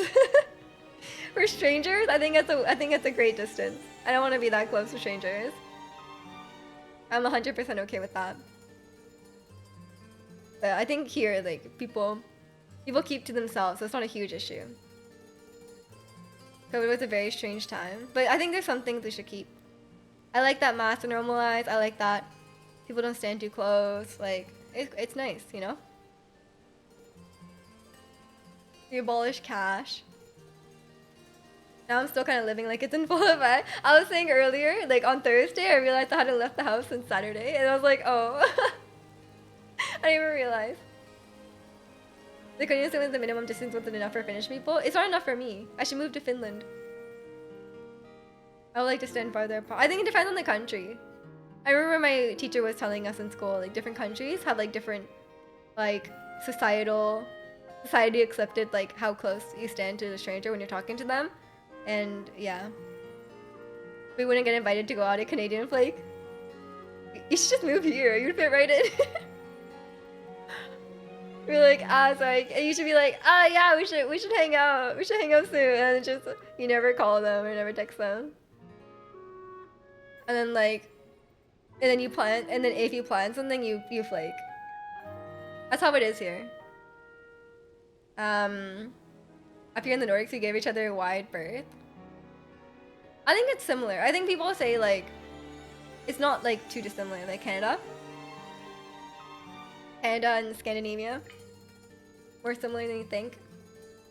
I absolutely love it there. It is a nice place. It's a nice place. It's just very expensive.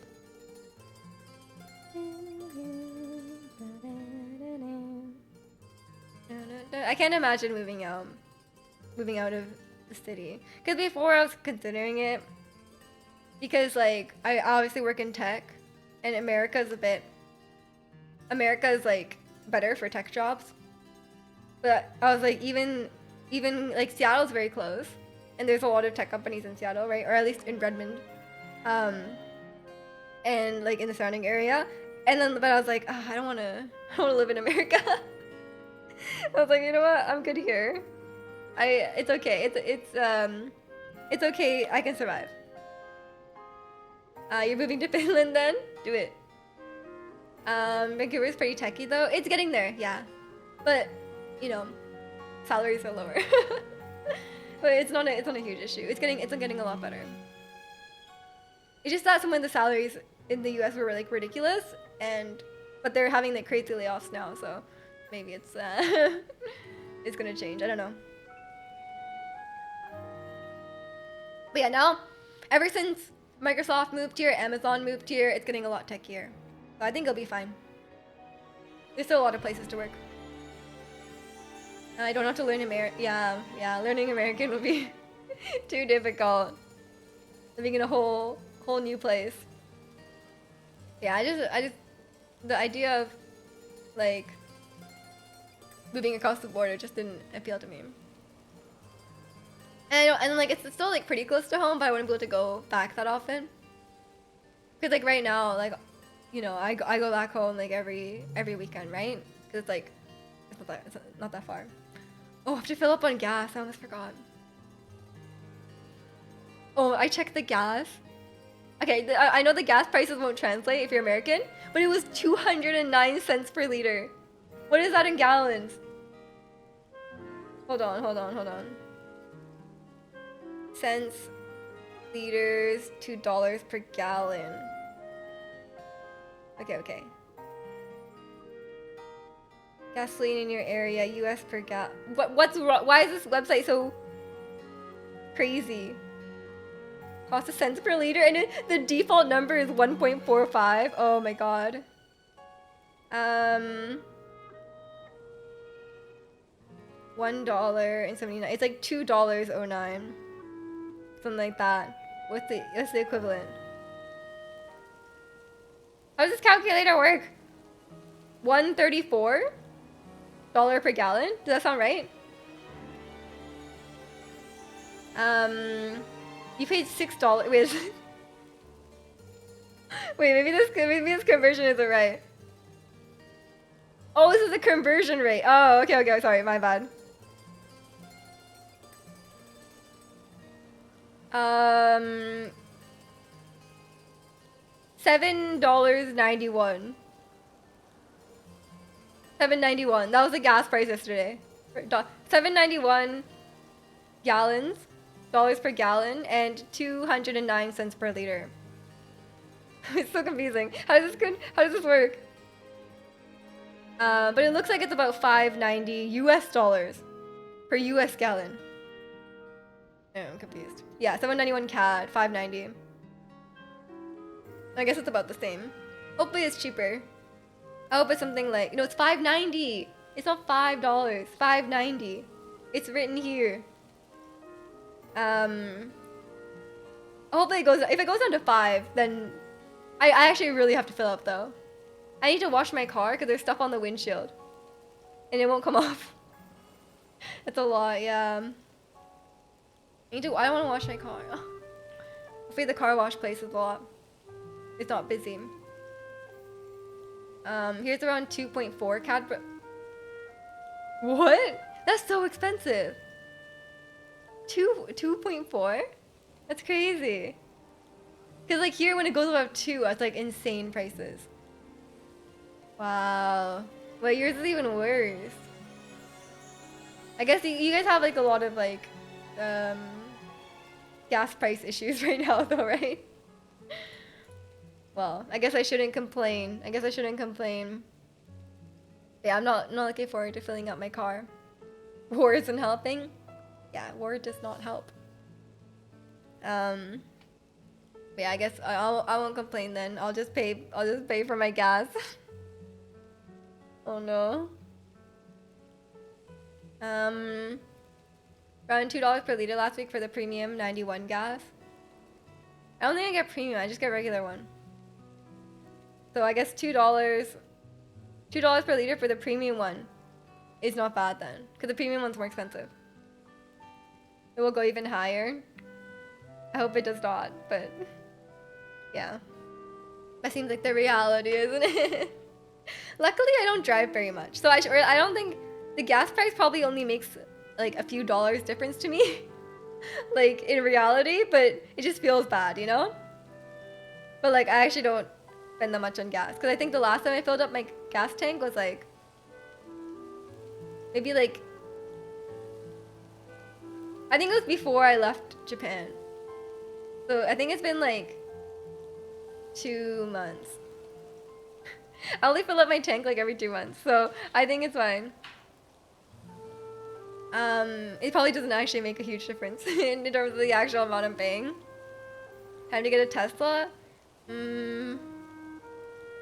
I was considering getting a hybrid car, but like, yeah, like I said, I don't drive that much, so it actually doesn't save me money to get a hybrid. Because the hybrid itself is more expensive, and then like, I don't drive, so yeah, you don't make up the difference unless you actually spend a lot of money on gas. So I just didn't do anything. And bye, thank you so much for the 23 months. Welcome in. How are you? The new Prius is sick. Yeah, I was thinking about getting a Prius, but I was like, oh, it's so expensive. I was like, what's the point? Because I'm just not gonna drive. Like I have my car. When did I get my car? It was like, it's been like 2 years now, right? I only have 5,000 kilometers on it. Like I just hit 5,000. That's a lot of months. It is. How are you? I appreciate the 20. You're almost at 24. Almost 2 years. It is crazy. New Prius is a good choice. It just wasn't financially viable for me. Because it doesn't save me money to get the Prius. 5,000 kilometers, yeah. I just hit 5,000. And every time I get my insurance, they're like, are you sure this number is correct? I'm like, it is. I just don't go that many places. I don't commute to work. I work from home. Could you strategize that in a day? I know. Like brand new, it is. It is. That's why I'm like, I feel like when I get the service, like I feel like I don't need that much. Where are you headed? Me? I'm not headed anywhere. You don't like driving, but it's nice to have the option to drive. I didn't like driving until I got my own car. I was really scared to drive. Like until I was like 20 or 21 after I've been driving for like 5 years. And then when I got my car, when I bought my own car, then I'm like fully comfortable. But it took a while. And I think you should be scared of driving. Like, cause it is very dangerous. It's good to take it seriously.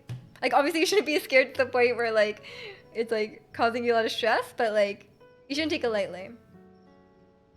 You drive to and work about 70 miles? That sounds far. 70 miles in kilometers? It's probably like, I don't know. 70 miles to kilometers. 112.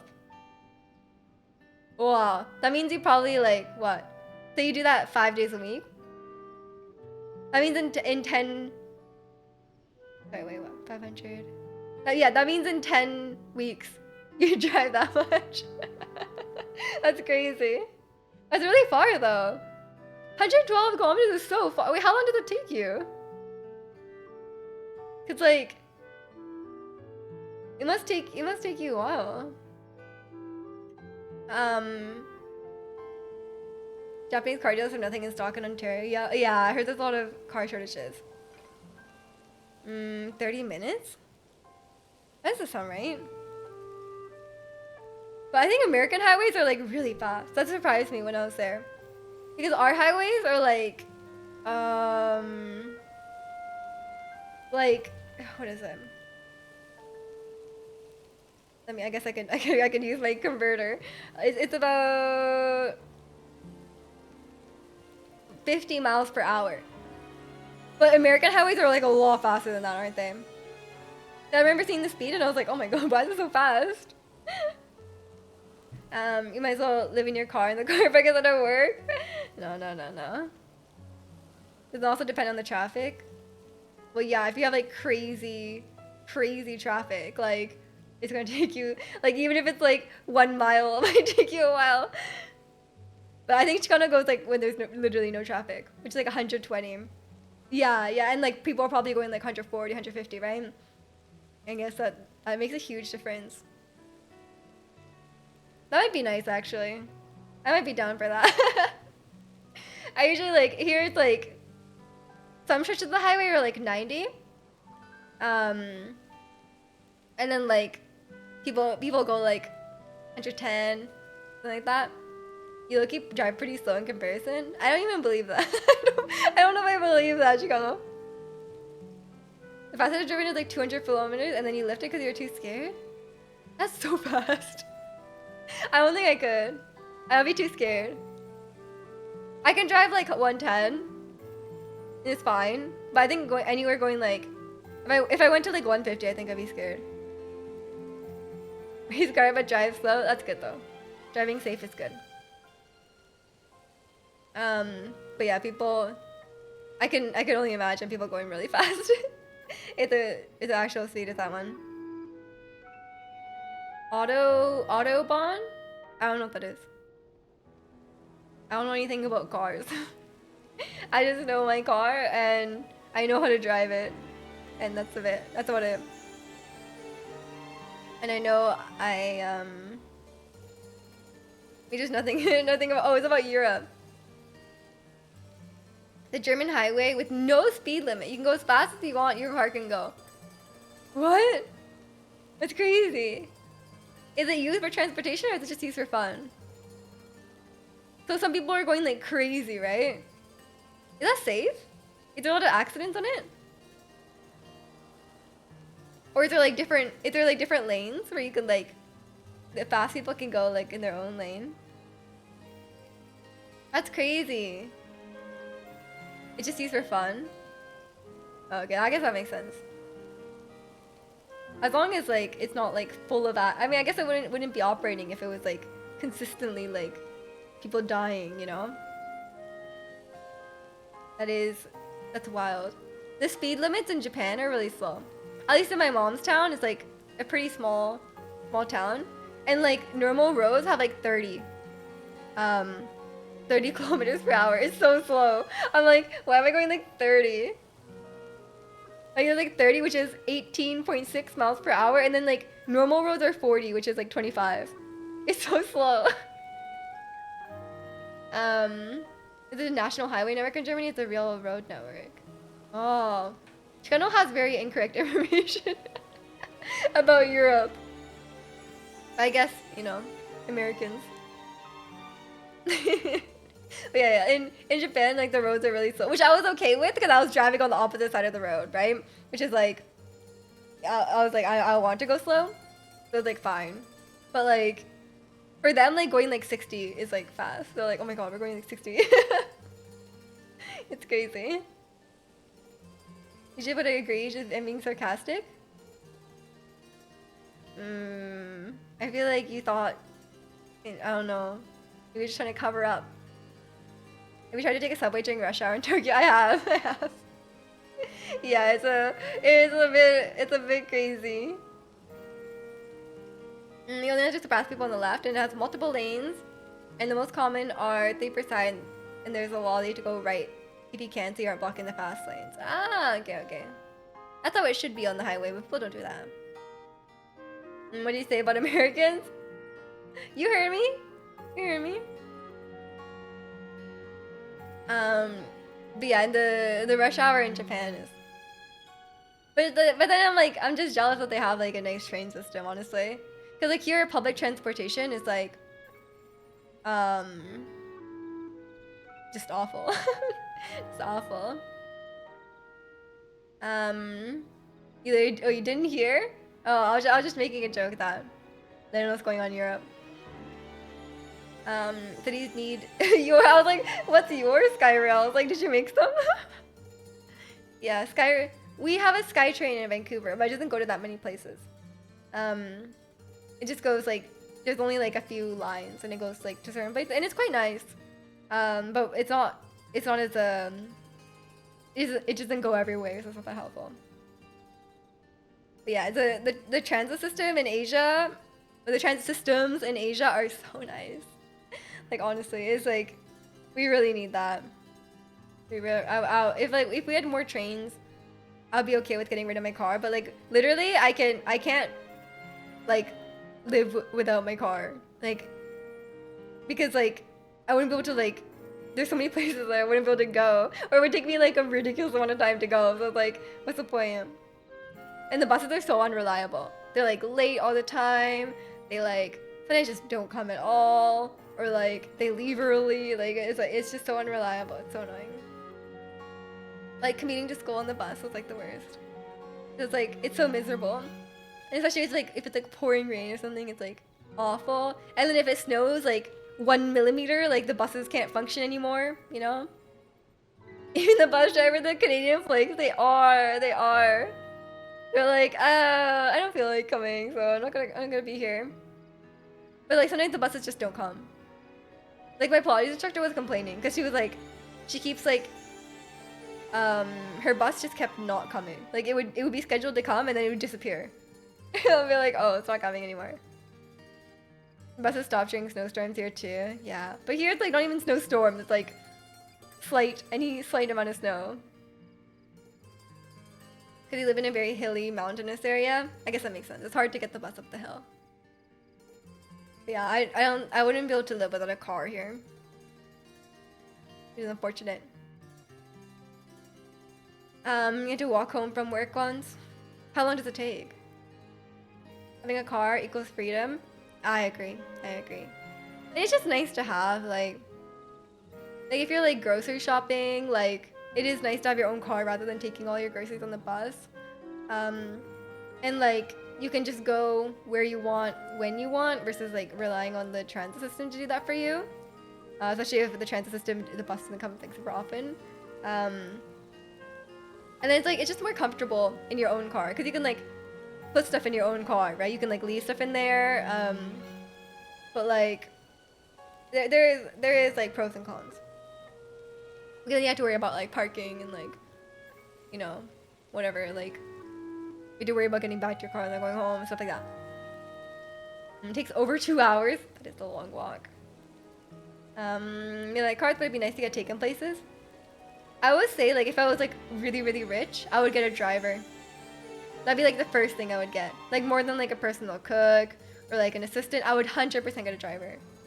Cause it'd be so nice just to have someone drive you. Like it's like your own personal car, but someone's just driving you. You know? That'd be great. I'd be so happy. Even in a system of shared cars, people will abuse that and it's gross. We have that. We have that. But yeah, it definitely can be. It's not a perfect system for sure. Your legs are your car? I mean, there's only so far your legs can take you. In a practical amount of time, you know? Rather get a person who buys you plants. How many plants do you need to buy? I should get my driver to water my plants. That's what I should do. Yeah, that too, and it works decently. The car share, yeah. It works. It works okay. I've never used it, but I think it works pretty well. Remember on Parasite how the guy was the driver, the dad was the driver, and he's capping about everything. They were all capping about everything. What do you mean? But yeah, having a driver would be really nice. Until like they like sabotage you by like, leaving their underwear in the car. And welcome in, Harry. How are you? How have you been? And thank you for tagging us. Welcome in. How are you two doing today? Not Parasite. What do you mean? You've been revising like crazy for some exams. Oh, your exams are now? That seems a bit late, isn't it? But good luck on your exams. I hope they go well. I'm sure you'll do great. It's been an interesting day to say the least. Well, I hope it's okay, interesting, and not a horrible interesting. The movie? Yeah, but why are you saying no?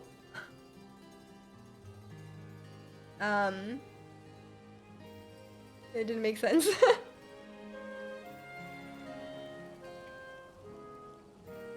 Got exam for the next 2 weeks for a total of 9 exams. You have like 2 million next year. Well, I guess the 9 exams will prepare you for the 2 million. But I'm glad you've been good in general. I hope you've been studying hard and you'll do great. As long as you try your best, that's what matters. Is it a lot of lore? A lot of lore in your day? A lore-filled day. I guess like, when people say like, oh, like if I share like a childhood story, people are like, oh, Miju lore. So I guess history can be lore, you know? I think it can be. I think you can call anything lore if you want. I was on your way back from the gym. Something weird happened the moment I got on the bus. Oh, we were just talking about public transportation. Now we have a story about it. Okay. Miju doing daily activities is lore. That's true. That's true. But my lore is very boring. Because I just don't do anything every day. I just like stay at home. Wake up, drink black coffee, attend a few meetings, slack off lore. That's exactly my life. What the heck? That's crazy. Are you watching me? Miju's exciting life? Yeah, exactly. Maybe Miju equals I am lore. I embody lore. You have pets? I have a dog. This is a picture of him right here. I'm going to see him today. His name is Luca. Turns out that today there's a nude bicycling event. Whoa. So everyone on the bus was naked? Well, why would they be on the bus? Wouldn't they be biking? I feel like biking naked would be like really uncomfortable. Right? Like think about the bike seat. Right? What do people, I don't know. There's something like that in your city, it was so scary. That's crazy. But like, you're not allowed to be nude in public, right? They just like allow it for that day or something? That's crazy. It's outside when you're on the bus, you looked out the window. You go to Eiffel.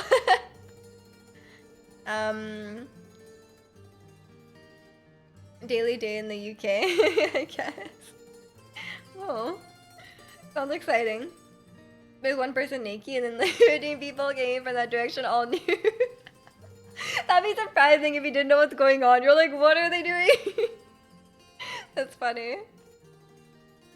I would not bike naked though. Out of all like sports that I would want to do naked, I feel like biking would be like really low on the list, you know? If you get caught for indecent exposure, wait, I got a bicycle. Yeah, are they like allowed? Like, do they get permission? I don't really get it. Or do they just like don't care? They just don't think they'll get arrested. Maybe they have some sort of agreement. But I have no idea.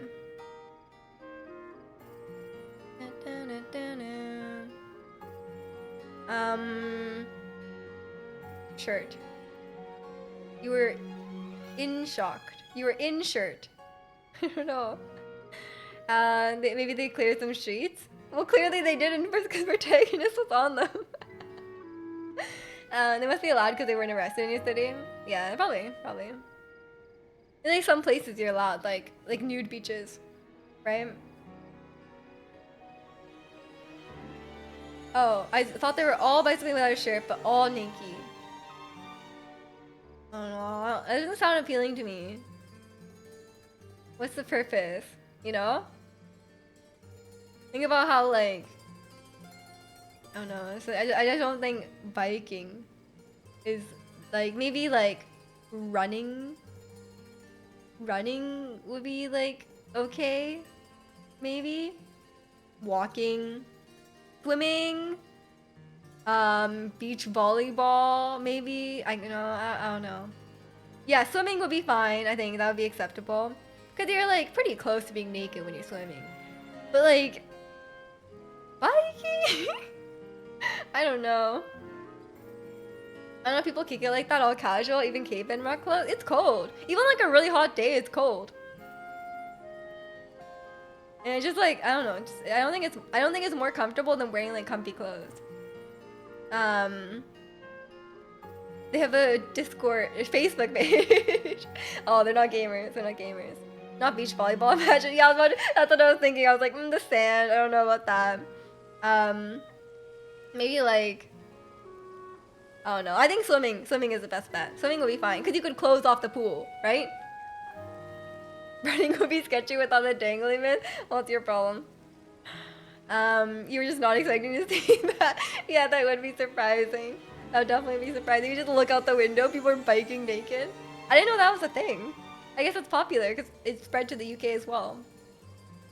Your homeboy went to a costume party in college. There's some dude at the party with no clothes on. Oh my god. I mean, is it a costume? What's the costume? Naked person? That's not a costume. Is that a character, maybe? I guess they aren't hurting anyone. I don't really care, but I had a feeling there's people like that, but not to see them out in the open city. Fair. For this new costume? I guess so. I mean, I've seen some pretty close to naked Halloween costumes, but not fully naked, because usually you want to show off some, like, you know, like, when it has some sort of, like, theme. Because the point is to show off the costume. Sort of. Sort of. And welcome in, Daisy! Hi, how are you? How have you been? I think I saw you streaming the other day, didn't I? I was really surprised. But yeah. Maybe we should speak about something else. We could speak about costumes. I was looking at other costumes because I was trying to figure out what to do. But I just can't think of anything. I don't know. I was like, I obviously, like, I have my Nimona costume from Pokemon Violet, and I'm going to wear that when I play the game again when the DLC comes out. But I think it's in like they said like winter, so I'm just gonna hold on to it, I guess. But other than that, I don't know. Maybe I just have to wait for more. There's not even a character in Tears of the Kingdom that I would cosplay, is there? Because Zelda looks the same. I guess like that like white dress one, but like that's not that exciting. I don't really like. It's just it's like a robe, kind of, you know. I don't think it's that exciting to wear. You doing good? That's good to hear. I'm doing good as well. Yunobo?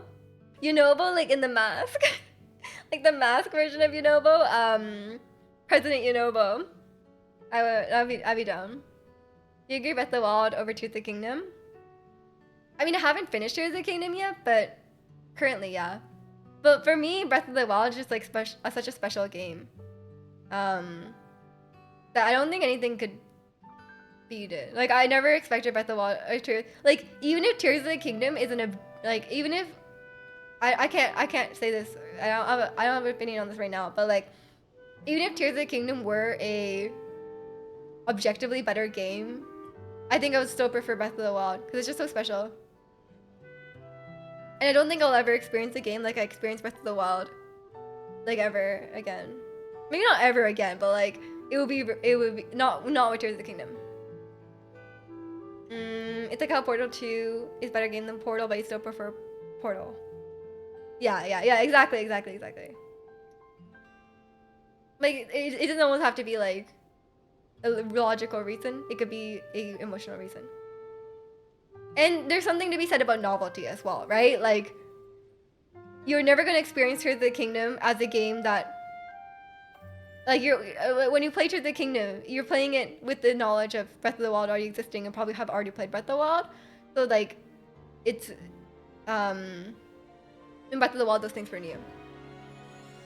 Tears of the Kingdom story is far superior. I'm normally a story gamer, but not for Breath of the Wild.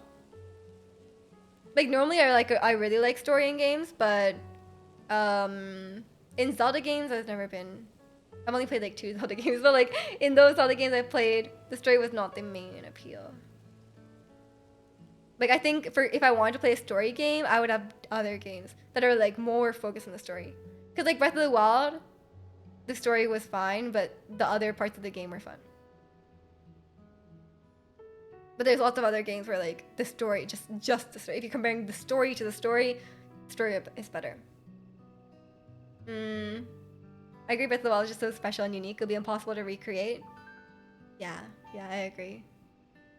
You haven't played much Tears of the Kingdom. Well, you should focus on your exams first, and then you can play some Tears of the Kingdom. You kind of given up on any type of story in Zelda games?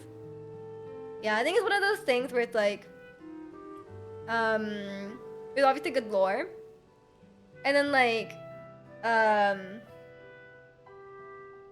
think like, for me it was like, oh, Skyward Sword with like a good story compared to the other Zelda games I played, but I wouldn't say it's like the pinnacle of storytelling in video games, right?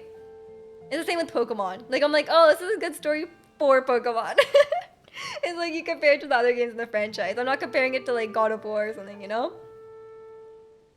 Do you get told what happens to Divine Beast? I don't know. I haven't finished the game. They haven't said anything about all the Sheikah stuff. It's just gone.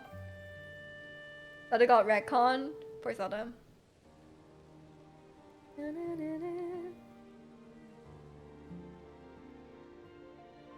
Zonai devices and architecture plays a huge role in Tears of the Kingdom. They don't talk much about Zonai lore, which I really dislike. Yeah, I think if they did like the Dark Souls kind of thing where they add a lot of lore everywhere, like you could like read item descriptions and stuff and add lore, I think like a small percentage of the fan base would really, really love that. But they don't, I don't think they do that. But like if they just added little details here and there, I think people, like so many people would just like really, really love that. But I guess they don't like want to cater to that, right? But if they did do that, like it would actually be like, people would be crazy, you know? But they probably don't even want people. They're probably like mad at people for making Zelda lore videos, honestly. So like, let's just like not question their, just not question their intentions here. We came from the heavens and that's it. Rip. Funny because Scarlet and Violet story has been done before. And it was such a surprise for a Pokemon game. And his other time they did that with a couple of games. Yeah. I mean, the bar for Pokemon games stories is really low for me. Like when I played Pokemon Violet, I was like, the story just has to be like, kind of make sense. Like, keep it simple, make it make sense. Don't make it too long and like bloated. Like, don't make it take up too much time. Like, just keep it simple, bare bones. And then make the characters likable, and I'll be happy, you know? You love the send ability, it's so helpful. Oh, I like Ultra Hand. I like Ultra Hand a lot. I found it weird that some stuff from Breath of the Wild just seems like it never existed. I agree. There's so many things where it's like, I think it's just for like gameplay purpose, right? It's like, oh, like, if you started with all these things that you had in Breath of the Wild, then it wouldn't make sense. But like, yeah, it is a bit weird. I don't know if they explain it. Cause like, what am I trying to say? Like stuff like, oh, like, why don't we have the champion weapons? Like, why, like, the champion weapon is there. Like, I see people using it, but like, they gave it to us last game. So like, why do they have it now? It's really weird, right? And like, stuff like his house, like, it's just a bit weird. Is an Ultra Hand just magnesium but with non-metals? But you can glue anything together. You can make a car. It's like Minecraft. As time goes by, you're not a fan of Tears of the Kingdom story. I'm not like super invested in it, but I also haven't seen one of the memories and stuff, so maybe I will. But I never was like, I was never like super excited to see what happens in the Tears of the Kingdom story. Cause like, for me, at least for me, and I think for like the people making the game, the story is not the main focus. Like the way they talk about the game, like Aonuma or whatever, the way they talk about the game is just like, they want to make the game fun first, right? It's more about the mechanics and the dungeons and all that, and it's like, I think the story is second. Zelda hasn't officially placed Tears of the Kingdom in the timeline, and if it even belongs to it. Isn't their timeline like super messed up? And then like they like officially made a timeline, and it's like, that was a weird decision. Like, why would they do that? Have you been to the Zora's domain yet? I have. I did all 4 like main dungeon areas. Story-wise, Breath of the Wild didn't need a sequel. No.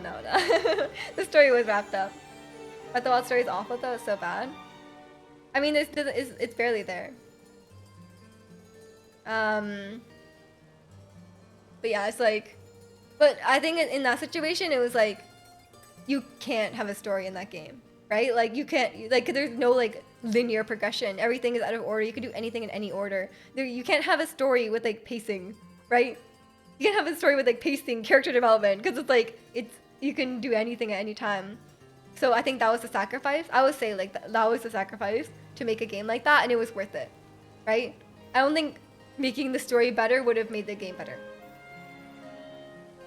But like, the story is like a background thing in Breath of the Wild. The shrine puzzles were definitely lacking in Tears of the Kingdom. I feel like half of them didn't even have puzzles. I am not the right person to talk about this. I don't like shrines. I like the Jenga one. The rest of them, I don't care. Put Mifa back, I beg. How dare they move their statue? True. I was surprised that they moved their statue. For continuity, I look at the standalone story, it's okay, but if it's such going problems if you played the previous Zelda games. I mean, weren't they always terrible at continuity? I don't know. I think it's not meant to be, it was never meant to be like dissected like that and be that continuous, right? I think it was just like, they were like, okay, here's the game, here's the dungeons, this is how the gameplay is gonna be, and then the story they just added to go around that, right? One thing I like a lot is this game does have a lot of pop-up menus that explain everything. You get that information by talking to people and reading signs, but isn't always forced in your face. But it's always like that about Nintendo. Oh, 100%. They have amazing game design. Like, in terms of like teaching you how the game. Whereas I mean, everyone always says like the Great Plateau is like the best video game tutorial ever, right? Like they did such a good job, even down to the small things where he teaches you like the old man teaches you like the main gameplay loop by like being like, hey, look at your Sheikah scope and look at where the shrines are, mark that on your map, and then go there. And that's like it teaches you even that, and like they do such a good job with like making things like it's not they don't always 100% do it, but like most of the time, yeah, everything is well designed, everything is high quality, you know, it makes sense. It's intuitive, but I think it's especially the case in Mario games. Like Mario games, it's like 100% like everything is like perfectly tuned, and it just everyone can just play it and it makes sense. It shows you how to play everything. Like it's great.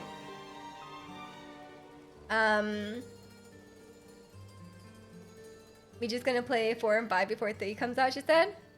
Oh, did I say that? I don't remember saying that. I watched 5. And I thought it was... Oh no. I was talking about Persona earlier, I think. And I like it in general, but there's a lot of things about it I don't like. Like, some of the story... I think that some of the writing was inconsistent. But I also think it's because the game is so long. Like the game is so. I wish the game. I understand that that's how those games are. But like if they had made the game shorter and then everything could have been high quality, right? Because like I think overall there's a lot of good things in it, but like it's so long that I don't think you can have like say every like parts of the game 10 out of 10, but parts of the game are like 4 out of 10, and like they could have cut that stuff out, and the game overall would have been better for it. Because there were some story beats where I was like, that doesn't make sense, it's not consistent with the characters, and I did not like it. And there's some things, honestly, that was kind of cringe. kind of cringe and edgy. And obviously I don't like that, but it's not for me. I get it. But like, I would obviously not want that in there. But, you know. Getting enough guts to eat a huge burger, 10 out of 10. I mean, that kind of stuff is fine. I'm just talking about some, like, not every story, every part of the writing was consistent. Take this example, the first Mario level, how it makes you use everything without saying something. Exactly. They are really good at that. Like, Nintendo is good at that. No one is doubting that. Like, their level of quality, at least for Zelda and Mario, is very high. The story was on a roller coaster. I agree. That's my opinion on Persona. I can't speak for the older Persona games, but at least for Persona 5. But I think the characters are likable. It's cute. But I don't know about I could go either way with the gameplay. And okay. Thanks for stopping by here. It's good to see you. Good luck on your exams. I'm sure they will go great, and sleep well. I like P3 more. The story's message is consistent 90%. Yeah, but is it like cringe and age badly? I'm just worried about that.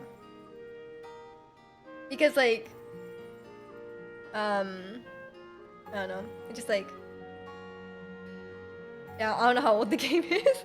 I don't know how old the game is first of all, and it's also from Japan, you know. But yeah, I think overall like P5. I like all the things. I like Anne a lot. Is it Anne or On? I literally forgot. I think it's On, right? On. Okay, maybe it's Anne? I don't know. There's definitely some really memorable. And I think the dynamics between the kids is really sweet. Like, I like how they all like become friends and stuff. It's really cute. But some of the stuff at the beginning was like weird. I don't know. Like I feel like yeah, like some things are inconsistent. Some things just get kind of forgotten, or like it's kind of like contradicting each other. They're like, oh, this is okay, but this isn't. Like stuff with like Kamoshida and stuff. Other than that, a couple of side people you bond with aren't the best and have not aged well, but the main cast are great. Fair enough. We just hate Kamoshida. I mean, obviously everyone hates Kamoshida. I'm not saying he's supposed to be. I'm not like, oh wow, I can't believe Kamoshida was bad. Like obviously he's awful. But like, for example, I know you don't like this example because you like this character, but like, they make it such a big deal about, I mean, as they should, they rightly say like, okay, Kamoshida was a creep, right? For dating, like for like hitting on the student, but then later you can date your teacher. So it's like, it's contradicting, right? Because they just wanted to like, they didn't stay consistent with their message, right? They're like, okay, well that's bad, but this is fine, right?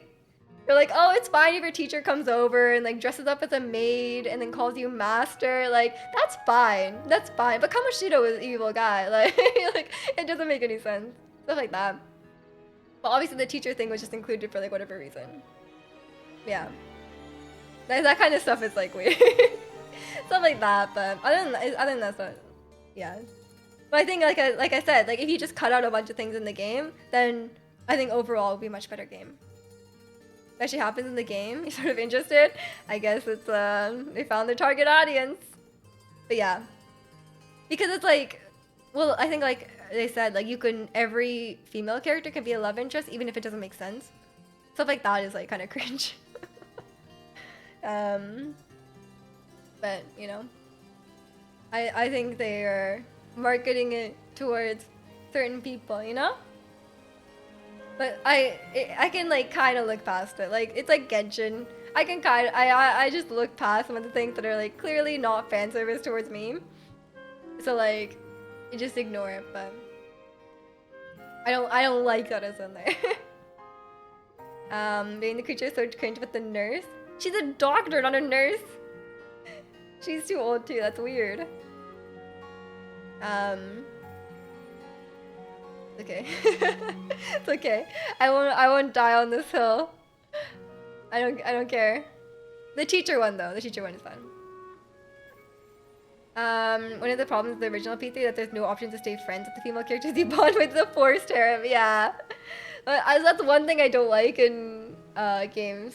I think it's so cringe when every character is like in love with the main character. It's like, it makes no sense. It's so silly.